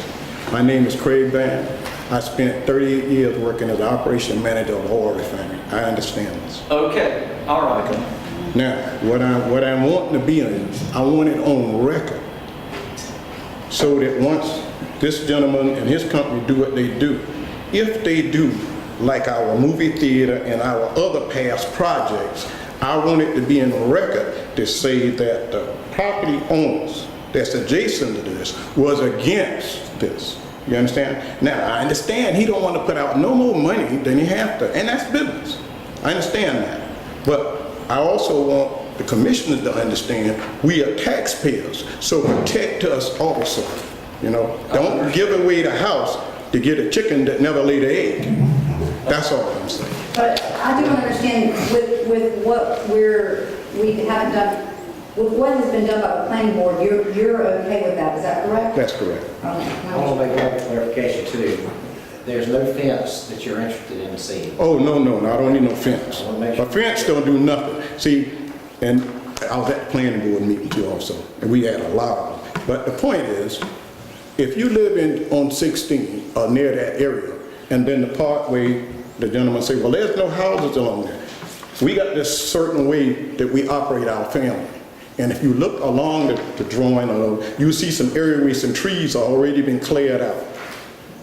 That's for the future of the offspring that we got. Everybody can't stay in grandma's house, you know, so we spread it out, but him and I determines how our family operates. The old ones don't have an issue. We control the family, and we make the decisions and go back what's best for the group. That's how we operate.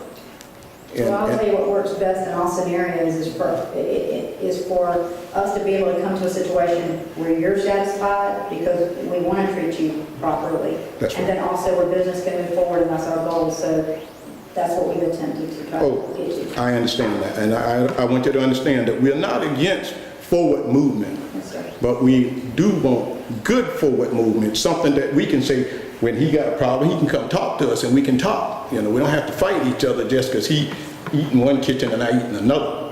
You know, but we want to be respected also. I've spent a lot of time on this one. A promise was made to these citizens years ago that it would be 400 foot or 100 foot with undisturbed land and then a berm.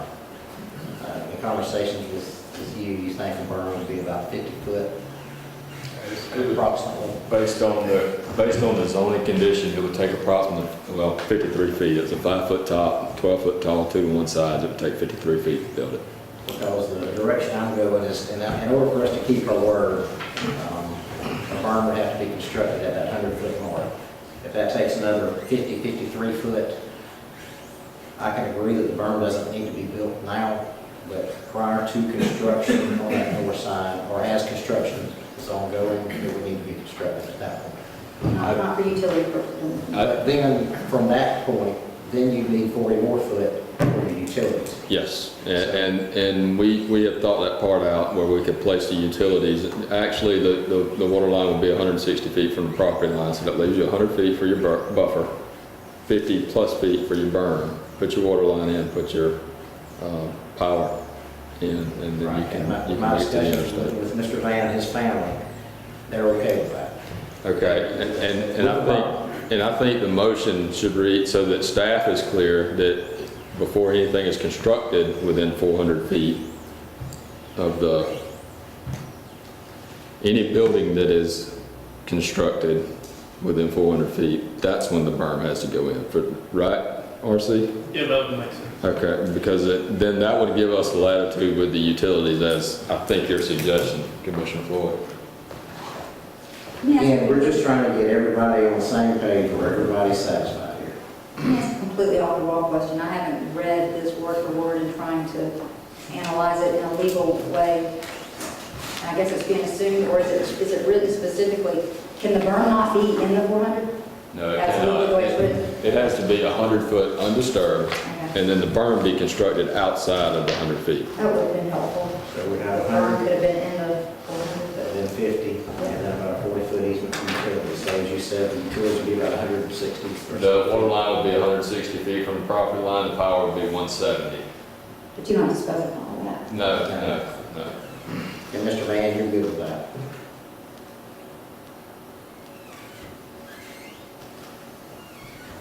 Anybody else? Sounds like you got it. Sounds like it's good.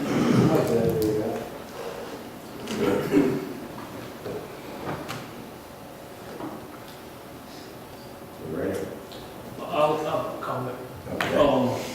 If that structure, when a structure is built on the north side, Yes. does that berm need to be built in its entirety or only the length of the building? Well, I said the van's on property all the way along that property, so I would assume if there's any construction that goes along that north side, then the berm would need to be completed for the entire length. Well, that property line, I'm just speaking in the microphone, I'm sorry. That property line is 1,400 feet long. There's not many buildings that are 1,400 feet long. I mean, that's a massive So you're not building. planning to build along that entire length? Yes, but I don't think it'll be in one It building. may be I think it'll be several multiple buildings over buildings. several years. So I think for each building, you need to protect the residents where you build at, Correct. Okay, so what you're saying is to build the berm as you need. as you need Construction.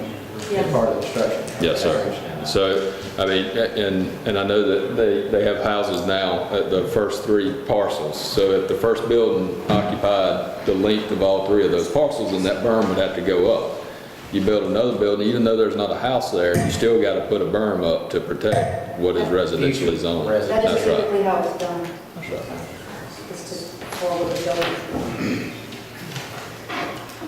The berm's gonna be the length of whatever parcel occupied by the building being constructed.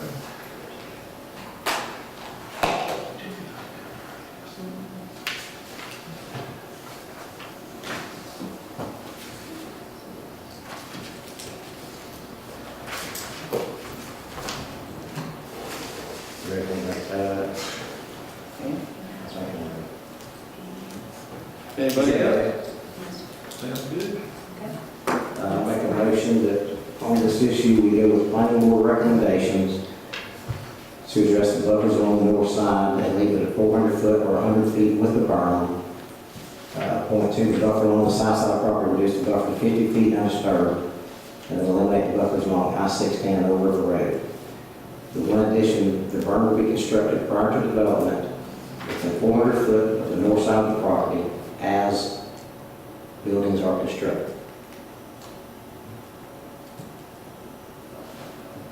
So could it, prior to development and at the Yeah. same time?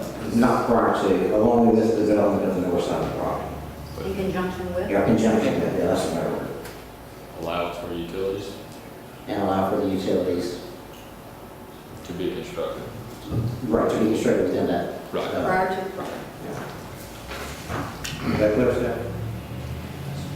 Is that clear? So, I think that's got it. I think it does. All right. Motion by Commissioner Floyd, second by Commissioner Deloach. Y'all ready to vote? Y'all know what the motion was? All in favor? Any opposed? George, so carried unanimously. So, you have another question? No, I was fixing to get up, now we got to do a second reading, I forgot. you got it. That took long enough, I thought it was time for me to go. Yes, so since it's a unanimous, we move to the second reading, so you don't have to wait. I'm gonna sit right here for just another minute. Just a minute. Second reading, consideration to approve the second reading of an application by Savannah Cold Storage LLC to rezone 181.99 acres located at Old River Road and Interstate 16 from I-1 to I-1 with change of zoning conditions, map number 331, parcel number 21 in the first district. I'll make a motion to approve the second reading. Second. We have a motion by Commissioner Floyd, second by Commissioner Deloach. All in favor? Aye. None opposed? So carried. Now, say one more thing, no questions, nothing on topic. I just I want to thank your commissioners for trying to work on both sides and try to figure out something that works for everybody. I work in a lot of counties and a lot of cities, and you don't find many elected officials that try to make sure that they please everybody as much as they can and still uphold integrity. So I just wanted to thank you for that. What's that? Are you running for politics? No, sir. No, I can't. It would be a conflict of business for me. I work in too many municipalities. Thank you. And we appreciate it. Thank you for saying that. Thank you. All right, next. Planning Board recommends approving an application by Candy, forgive me before I mispronounce it. Cardarelli? Thank you. To rezone 4.88 acres from AR1 to AR2 located 875 Zebra Road, map number 374, parcel number 24A in the first district.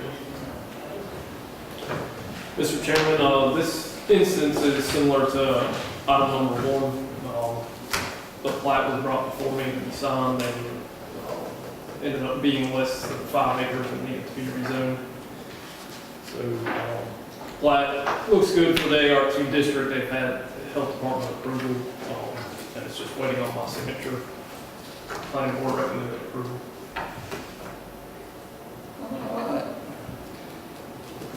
All right, public hearing. Anyone here wish to speak for this rezoning? I presume y'all are for it. Anyone here wish to speak against it?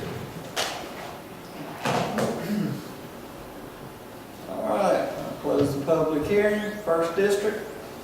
Motion. Make a motion to approve the planning board staff recommendations. Second. I have a motion by Commissioner Floyd, second by who to hear? Commissioner Loper. All in favor? Aye. Any opposed? So carried unanimously. So we move to the second reading.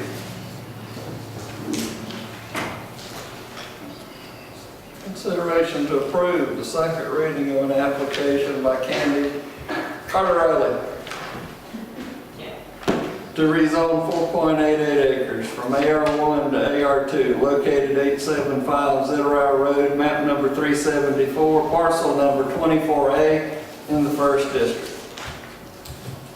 Make a motion to approve the second reading. Second. Motion by Commissioner Floyd, second by Commissioner Loper. All in favor? Aye. None opposed? You got it. All right. Next item.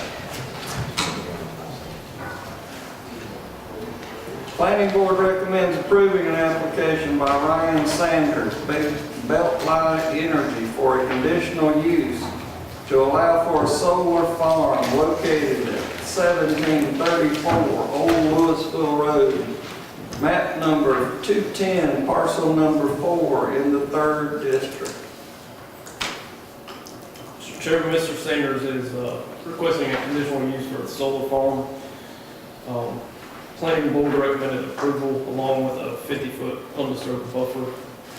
Staff recommends approval as long as it meets section 5.1.2.9 that allows for a solar farm in a conditional use for a solar farm in an AR1 district.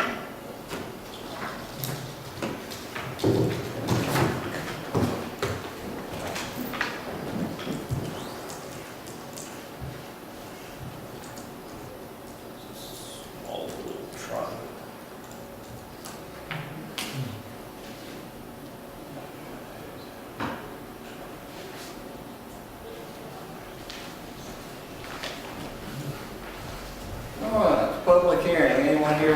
speak for this rezoning? Yes, sir. State your name, please. Ryan Sanders with Beltline Energy, representing Full Moon Farms, 1734 Old Louisville Road in Guyton, Georgia. We thank you for your consideration, and we agree with the Planning Committee's recommendation, and I'm here to answer any questions you may have about the project.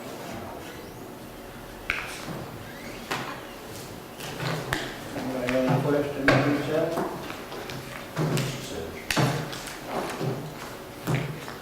Nobody got any questions?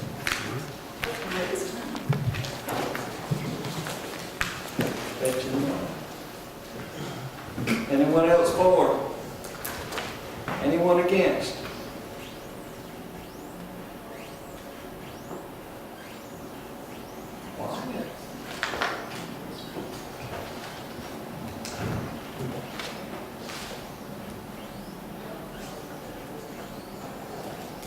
Okay, I'll close the public hearing. Third district, entertain a motion. Make a motion to approve application following planning board and staff recommendations. Second. Motion by Commissioner Deloach, second by Commissioner Loper. All in favor? Aye. Any opposed? So carried unanimously. So we move to the second reading. Consideration to approve the second reading of an application by Ryan Sanders, Beltline Energy, for conditional use to allow for a solar farm located at 1734 Old Louisville Road, map number 210, parcel number 4 in the 3rd district. Make a motion to approve the second reading. Second. Motion by Commissioner Deloach, second by Commissioner Loper. All in favor? Aye. Any opposed? So carried. Next item.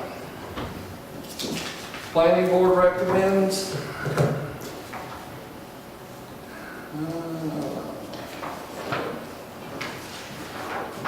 all in favor.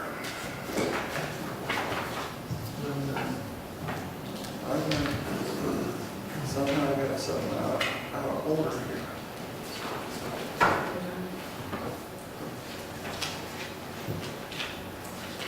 I got 4 where 5 was.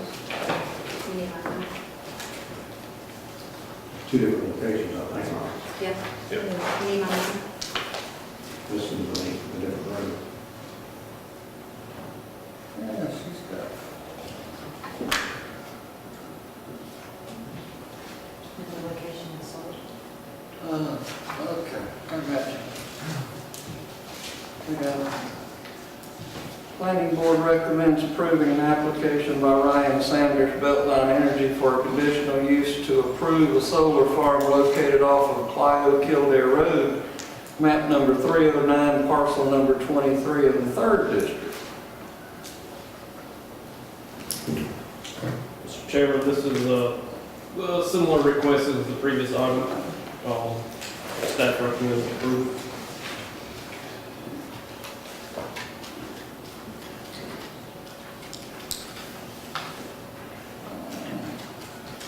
Public hearing, anyone here wish to speak for? Yes, sir. I figured. Ryan Sanders with Beltline Energy.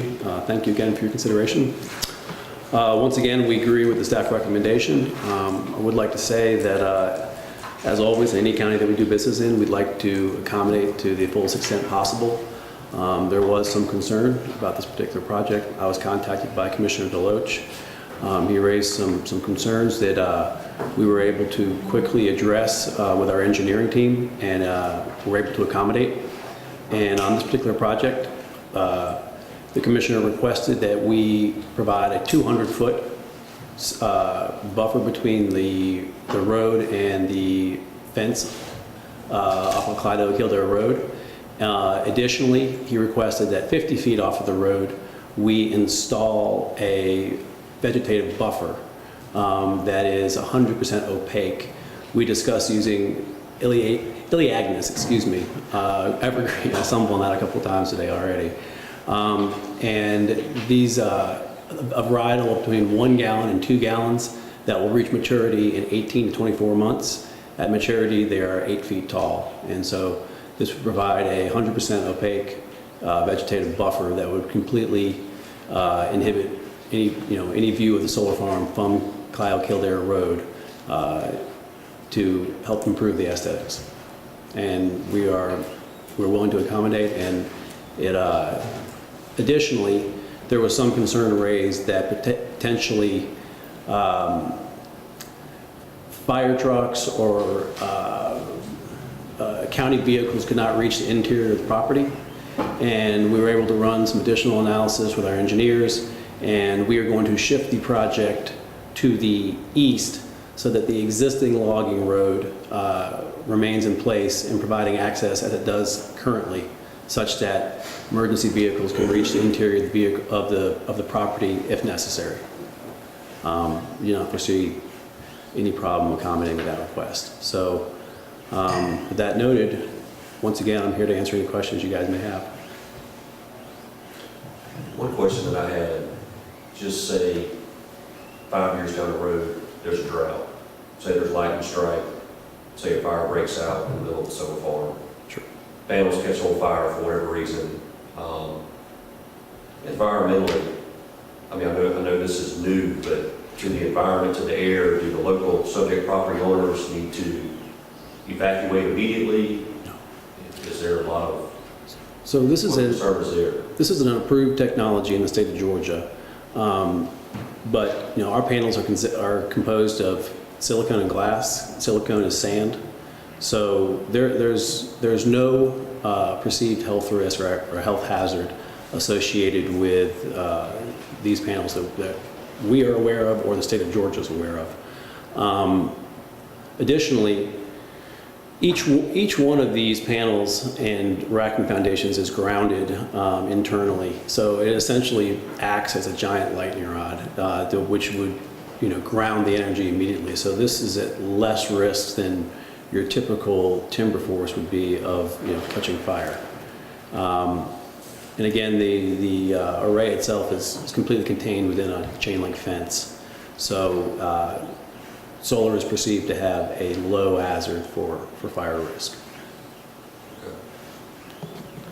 Are contracts in place for this power? I mean, are you ready to move forward? Yes, sir. We've worked diligently with the landowner and the utility company, and I'm happy to announce that they awarded us a contract on this property at the end of last week, Friday to be exact.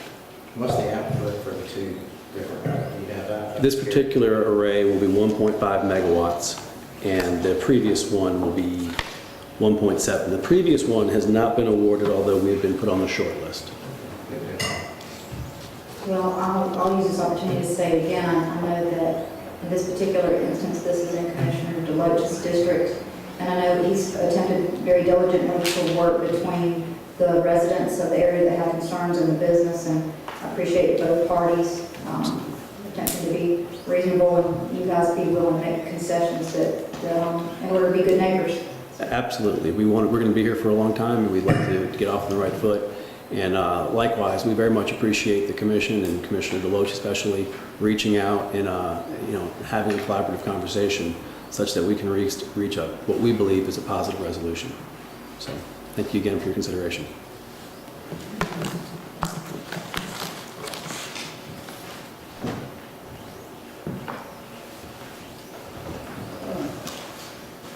Anyone else here for?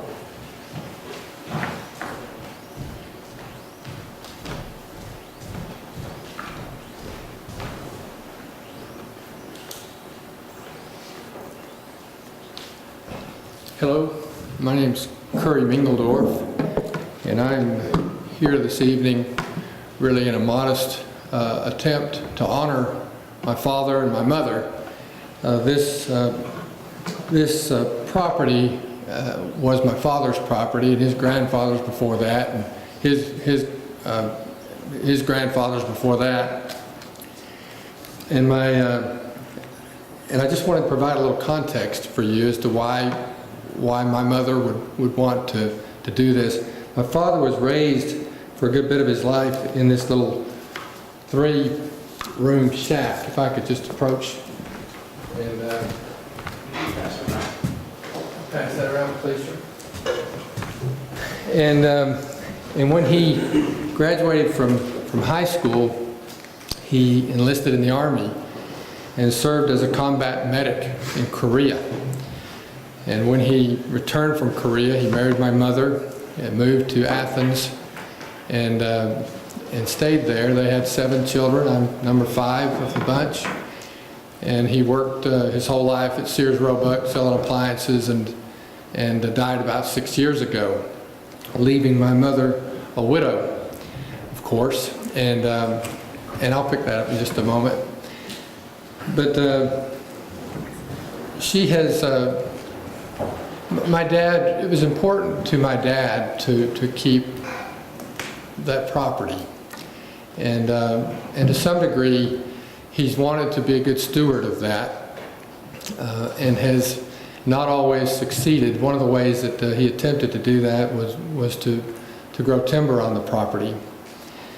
Most recently, my mother was approached by someone. It really hasn't been farmed very well as far as the timber is concerned. Somebody approached my mother from South Carolina who's in the timber business and offered to cut it and pay her for it and then was going to oversee replanting it. Well, they cut it, and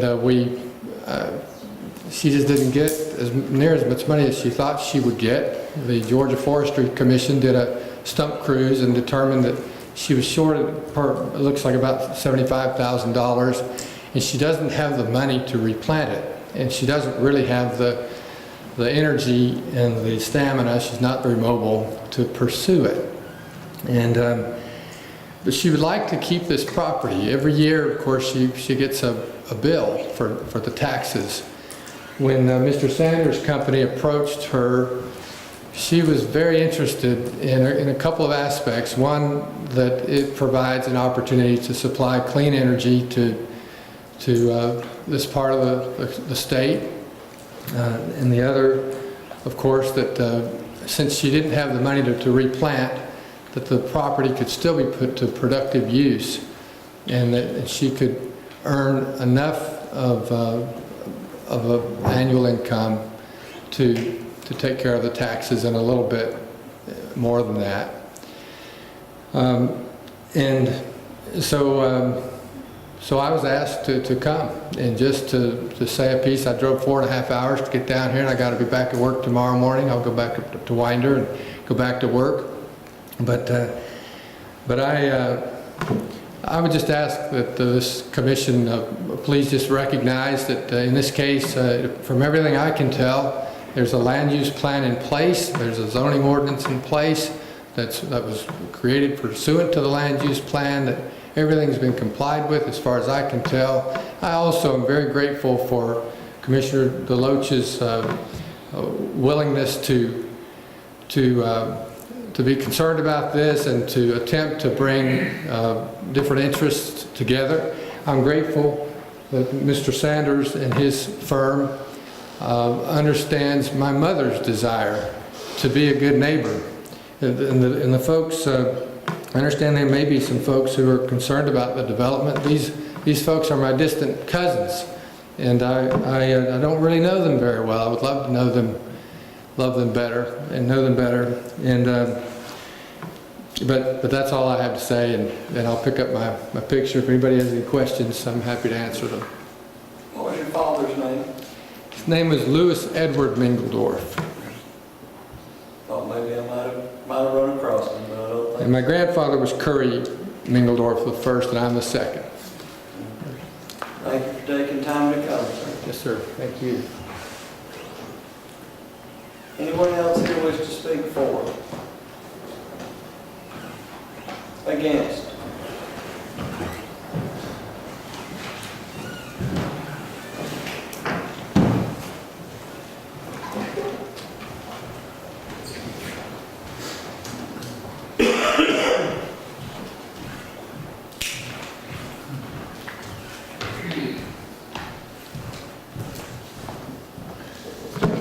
Excuse the hat, I've been working all day and it's been under that, and you don't want to see what's underneath it. Jimmy Parr. So I sent y'all a letter, I hope it all made it into y'all's packets, that we would like this denied under several issues. Number one is it was approved by the planning board without any plans. No permanent plans, no where it's going on the site, how big is it going to be, nobody knew anything. Along with the 512 conditional use, which 5129 addresses solar farms, 716 says considerations for determining additional requirements for this use says that it cannot have an adverse effect on the economic value, physical appearance of the neighborhood of which it is going to be placed.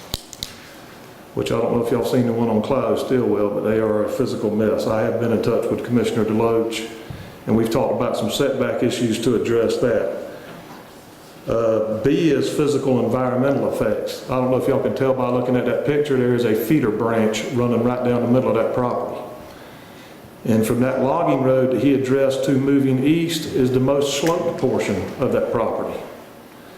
And these are PV panels, if I'm not mistaken, that are to be installed here, which also contain ethylene glycol, which is antifreeze.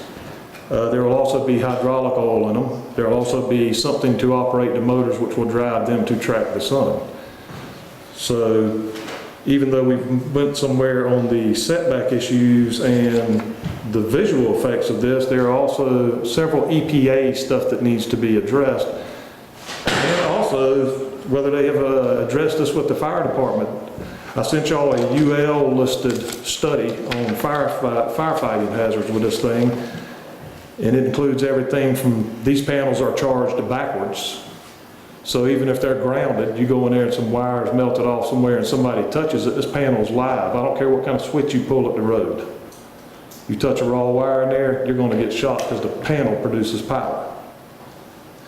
Also, the sun tracks across this piece of property, not exactly side to side. I've got video of it setting across the road, so during the evening, when these things are tracking towards the sun, they'll be shooting right down Clyde Kildare Road towards Kildare. And even though we've been told they're not very reflective, they do create a tremendous glare. So those are some of the other issues that I think we could resolve, along with the setback issue that we've already worked on. And that's about all I got, unless y'all got something for me. What's the height of these? What the panel height when they're mounted? 6.8. I was under the impression that most of your concerns were addressed, and you're saying they are. The visual concerns are addressed, but I also have a 13-year-old child who's going to be living next door to this. And there's also a set of twins, 7-year-old girls that live next door to me and an 11-year-old child. We've had several brush fires up there in the last few years, and if the fire gets under these things and they burn and we see smoke coming, what do? Is there going to be some kind of audible alarm that tells us leave? I understand that there's 3 different kinds of silica in here, but there's also antifreeze, and it's in y'all's paperwork. From an independent study, I tried not to lean this one way or the other one because you can choke to death on the internet on this. The Solar Energy Development Group, EIS, put these studies out to what's inside these PV panels and the effects that they have not only on vegetation and the wildlife and all. You know, we've got giant gopher turtles up there which is endangered. They're running them all out everywhere. They're putting them up. It's having an effect on wildlife. They put low off-pitch hums when this power is being generated, runs off wildlife. My main concern is safety for my child. Well, I was attempting to look up while you were speaking as far as if across wherever, as this has been a growing, and we're going to work on an ordinance. We need to have a good firm ordinance for sure, and this highlights that. And but as it seems to be growing, I was trying to look up right this minute what percentage of the issue is there. Are you aware of the fact that there have been many fires from solar farms? That's one thing I'm asking. No, but as far as I know, most of them are out west in deserts. So yeah, there's not a whole lot there to catch fire. I mean, you could actually kill yourself on this. There's birds being zapped by the air, by different kind of paneling, smoking, feathers burning, and I mean, it's just all over the place. That's why I tried to stay down the middle of the road. But like an airplane. yeah. Those birds. And there's literature in here too about technology, but that's the that's where everything's. Well, I'm not against solar at all. I don't want to help be part of allowing something unsafe, but I also don't want to be overly Cautious, that's not the case. I So. understand that too. That's why when Commissioner Deluxe called me, started talking about the setback issues, you know, I told him a win-win is a great thing. If everybody wins, everybody goes home happy.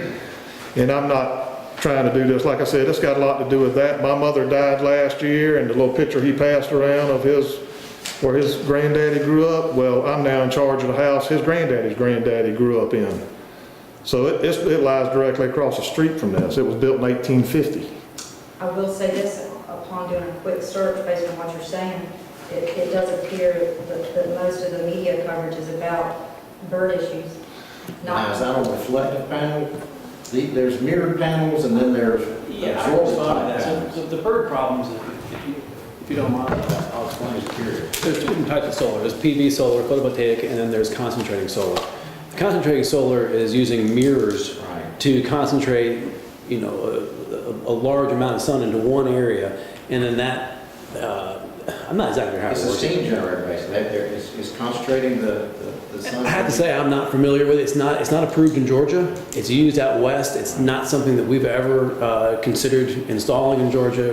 We stick straight to the middle of the road, and we're using a technology that's approved by the state. And so a lot of the commentary that the opposition has raised is really an issue beyond, I think, the scope of this conversation, because it's more of an issue with the state having approved the usage of PV solar in Georgia. And is there any heat generated by these panels? actually, there's heat is bad for us. So if we generally, the solar panel will have less heat than the hood of your car, because what happens is when that energy or that light hits the panel, it's whipped away and turned into energy and then, you know, fed into the grid. So the panels themselves stay cooler than would a piece of sheet metal that's riding on top of your car, or the shingles on your roof of the house.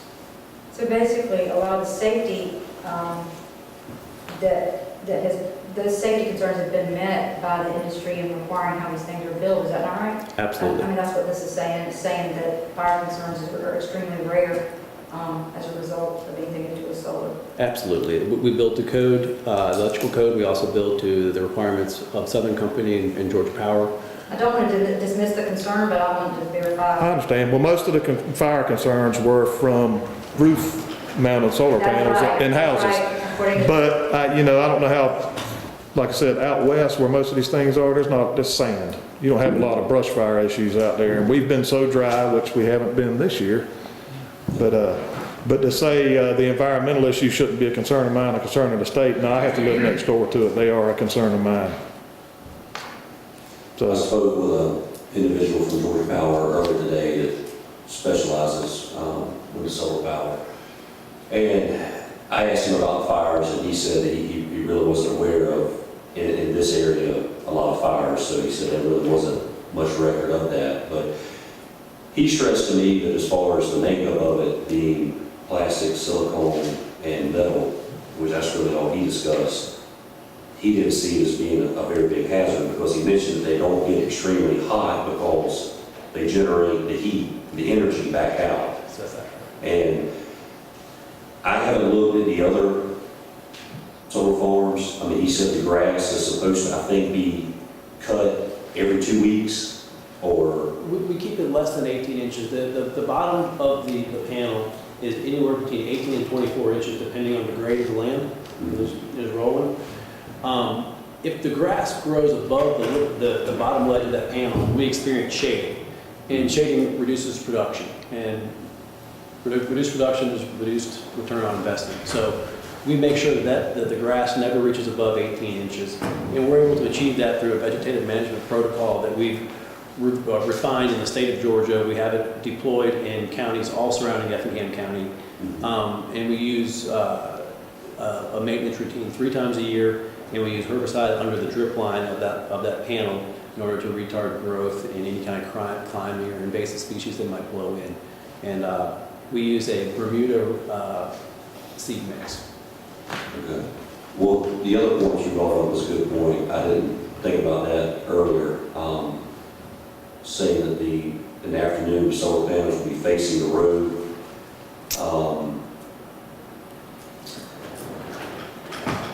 How far down, I mean, the entire parcel is going to be covered with the solar panels? No, sir, can I approach? Sure.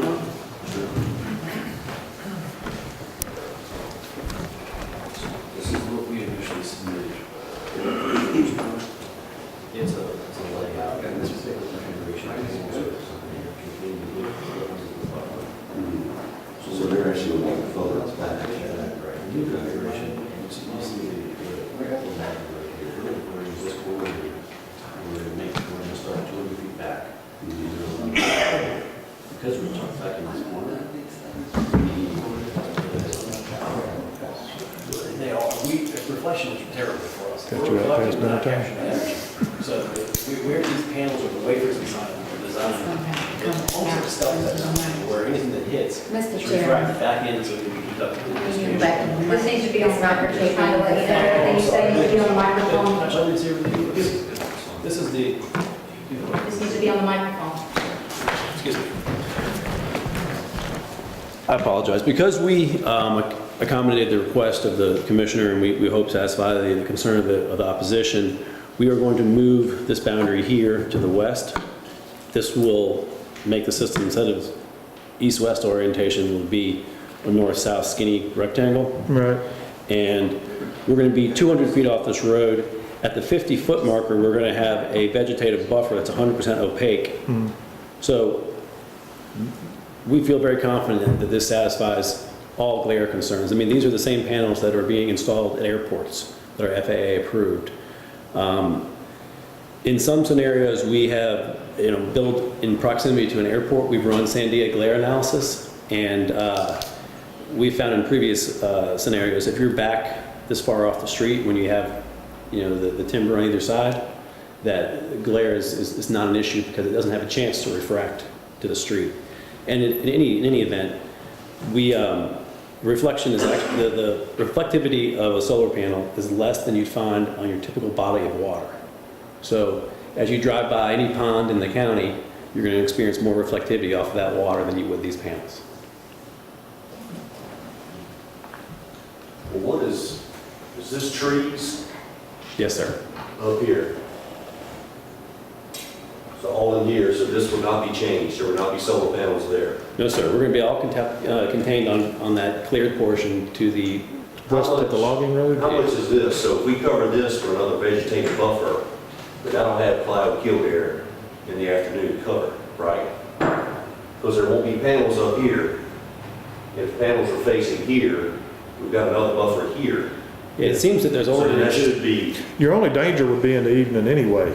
yeah. Because that thick, where that branch runs through there, it's pretty thick, and that's been treed on both sides, but the other one's there. I mean, like I said, the visual concerns and all that's fine. You're saying now west of the logging road, where the property's a lot flatter? If you borrow, yes. So if you borrow, Then that takes away some of the concern of the contamination going into the branch feeder right there. Okay. But you're saying, Yeah, I'm with you. let me make sure I got this right. The sun is coming, they'll be facing this way or the opposite Yeah, side? looking at it from my view, it sets across the street from that property. Yeah. So in the afternoons, if it tracks towards it over there, it would be shining, they'd be glaring straight down the road. This But way. if his buffer takes care of that, the sun will be coming this way and reflecting back that way. Looking at the picture as we are. So would y'all be willing to do on this piece here? well, this configuration we have here, we're planning on doing a vegetative buffer Right. that comes from here, runs across the front And here. that would block this glare in the afternoon. Yes. I'm with you. I mean, if that's what takes care of it, takes care of it. I'm just worried about people driving down the road. And for your consideration, when we are leasing property from a landowner that owns a timber tract, we assume that at some point in time in the life cycle of this solar array, that timber is going to reach full-grown maturity. If they plant it in 10 years, 30 years from now, we're going to have 30-foot, 40-foot pines. So we will lease from the landowner sufficient land so that those trees at their full-grown height do not provide a shading concern. So the natural vegetative buffer is going to be robust. And we were happy, and we feel like the recommendation of the staff was appropriate. But with these additional precautions and with the new configuration that the adjustments have required, I do believe that we're more than satisfying the concerns that may be had. I would say the feeder branch concern's going away with where he has it too, because it's now up the hill on a flat piece of land, so if something did start leaking, it ain't gonna wash it down in the creek immediately. We like to have these things on flat ground, on sturdy foundations. In fact, we don't go forward unless they are. And so, we very much appreciate the dialogue, and we can come and kind of hash these things out and come to a So reasonable. you still feel good with the frontage? Yeah, I mean, I feel fine, but the only thing like I said, if we see smoke coming from over there, do I need to run? No, sir. That's all I wanna know. Do I need to grab my child and get out of there? Because of what's in the panels. Like I said, the brush fire thing really scares me. The feeding the creek with toxins too would have been one thing if one of these things take a limb and gets cracked and starts leaking all over the ground. But now that it's on a flat piece of land, a minute ago he said to the east, which puts it on the heavier slope part. On the west side of that road is pretty flat. So it's a lot easier to contain a spill than on a, 20 to 30 degree slope. Excellent. I'm glad that we've satisfied some of your concerns. But that's it. Like I said, I got a child, so. Let me give you my card. If it was me, I wouldn't be up here because I'll be gone before this thing is, but. Call it any concerns at any point in time in the project. We're happy to dig in and address any needs. All right, anybody else? Come ahead.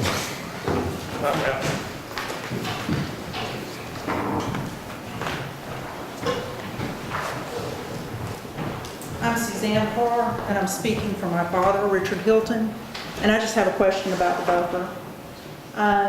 The solar field that's on Clio-Stillwell Road, it had a buffer died for whatever reason. Can we have a guarantee that if the buffer dies, that it's going to be taken care of and we're not going to see it? We stand before you and say we're going to put a buffer in. We will install a buffer. And, we'll make every good faith effort to see that buffer grows to maturity and is robust with the life of the solar array. So if it dies, you'll come back and replace it. The motion could contain words that says properly maintained buffer. That would be great, because that's my We're very happy to father. include the buffer maintenance in our routine vegetative management, such that every time we come out and we address the grass and the fence, we'll address the buffer. That satisfies my father. I would think that maintains vegetative buffer is kind of goes without saying. Well, the one on Clio-Stillwell, you can see it. Thank you. Call any concerns, we're happy to. Yes, sir. Thank you. I was happy to see that you have a hard time saying that word. Billy Agnes, yes, sir. I just call it ugly Agnes, and that works a lot better for me. They are a healthy growing plant, though. And I have planted Tons. a lot of it, and I don't know why it is. I can plant 1,000 feet, and 20 feet of it will just die. And it'll, You don't have a green thumb. whatever. Anybody else against? Speak now. All right, I'm gonna close the public hearing. Third district. I just want to say thank you to Mr. Sanders and Mr. Mingledorff for accommodating on the road frontage buffer. I think that was really good. It helps create a win-win. Good to see you act quickly on that. Got a quick response, so I appreciate that. I'll see if I can get this motion right.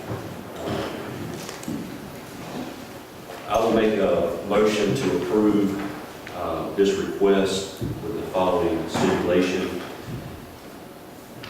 There will be a 50-foot vegetative buffer, and it will be properly maintained throughout the entirety of the project, and an additional 150-foot undisturbed buffer after that, for a total of a 200-foot buffer on the solar farm located off Lyle Kildare Road, map 309, parcel number 23. I'll second. Does that sound right, Stephanie? Okay. Good enough to get a second. All right, I have a motion by Commissioner Deloach, Second by Commissioner Loper. All in favor? Aye. Any opposed? So carried unanimously. So we go to our second reading. Consideration to approve the second reading of an application by Ryan Sanders, Beltline Energy, for a conditional use to allow for a solar farm located off of Clio Kildare Road, map number 309, parcel number 23 in the 3rd District. I'll make a motion to approve the second reading. Second. Motion by Commissioner Deloach, second by Commissioner Loper. All in favor? Aye. None opposed? So carried. Next item, Planning Board recommends approving an application by Darrell Hutchinson to rezone 4.39 acres located off of Wallace Drive from AR1 to R2, map number 366, parcel number 42, in the 3rd District. Mr. Chairman, Mr. Hutchinson has requested to rezone from R1 to R2 to allow for 5 residential lots with water and sewer services, or water services provided by Springfield, correct? And individual access. Individual septic tanks, right. If I didn't know better, I'd think you were for this. Amen, brother. Brother Darrell. Talk to me. Good to see you. This is, we just divided this, all the lots will face Wallace Drive.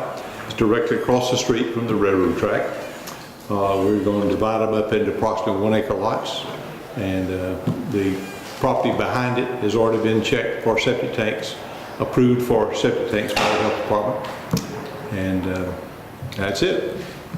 But because it's less than 5 acres divided up into small lots, you know, I have to get it rezoned to allow for the smaller lots.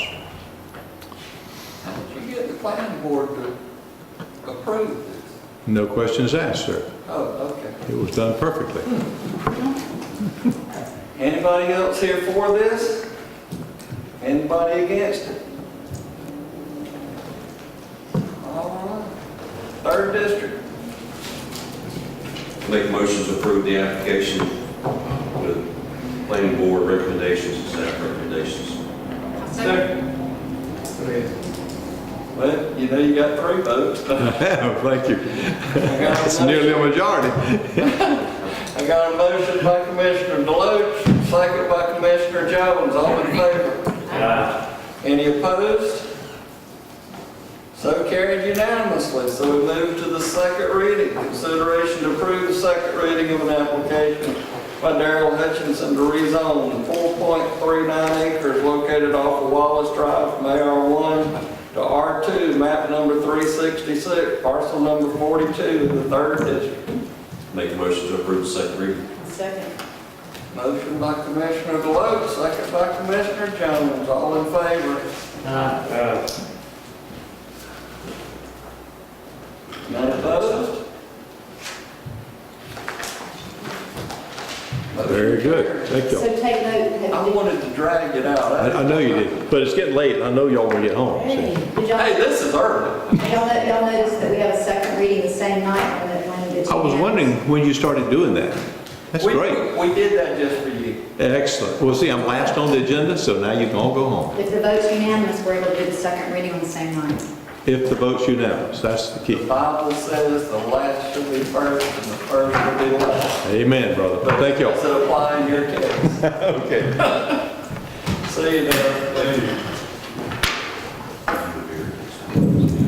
Is there anything else? We done? Can I have a motion to adjourn? Make a motion to adjourn. Second. I got a motion by Commissioner Loper, second by everybody else. All in favor? No, I need somebody. Commissioner Deloach. Okay, thank you. Huh? She wanted a specific, one specific, Oh. give everybody. Okay. All in favor? Aye. None opposed? Put everybody. Let's go home.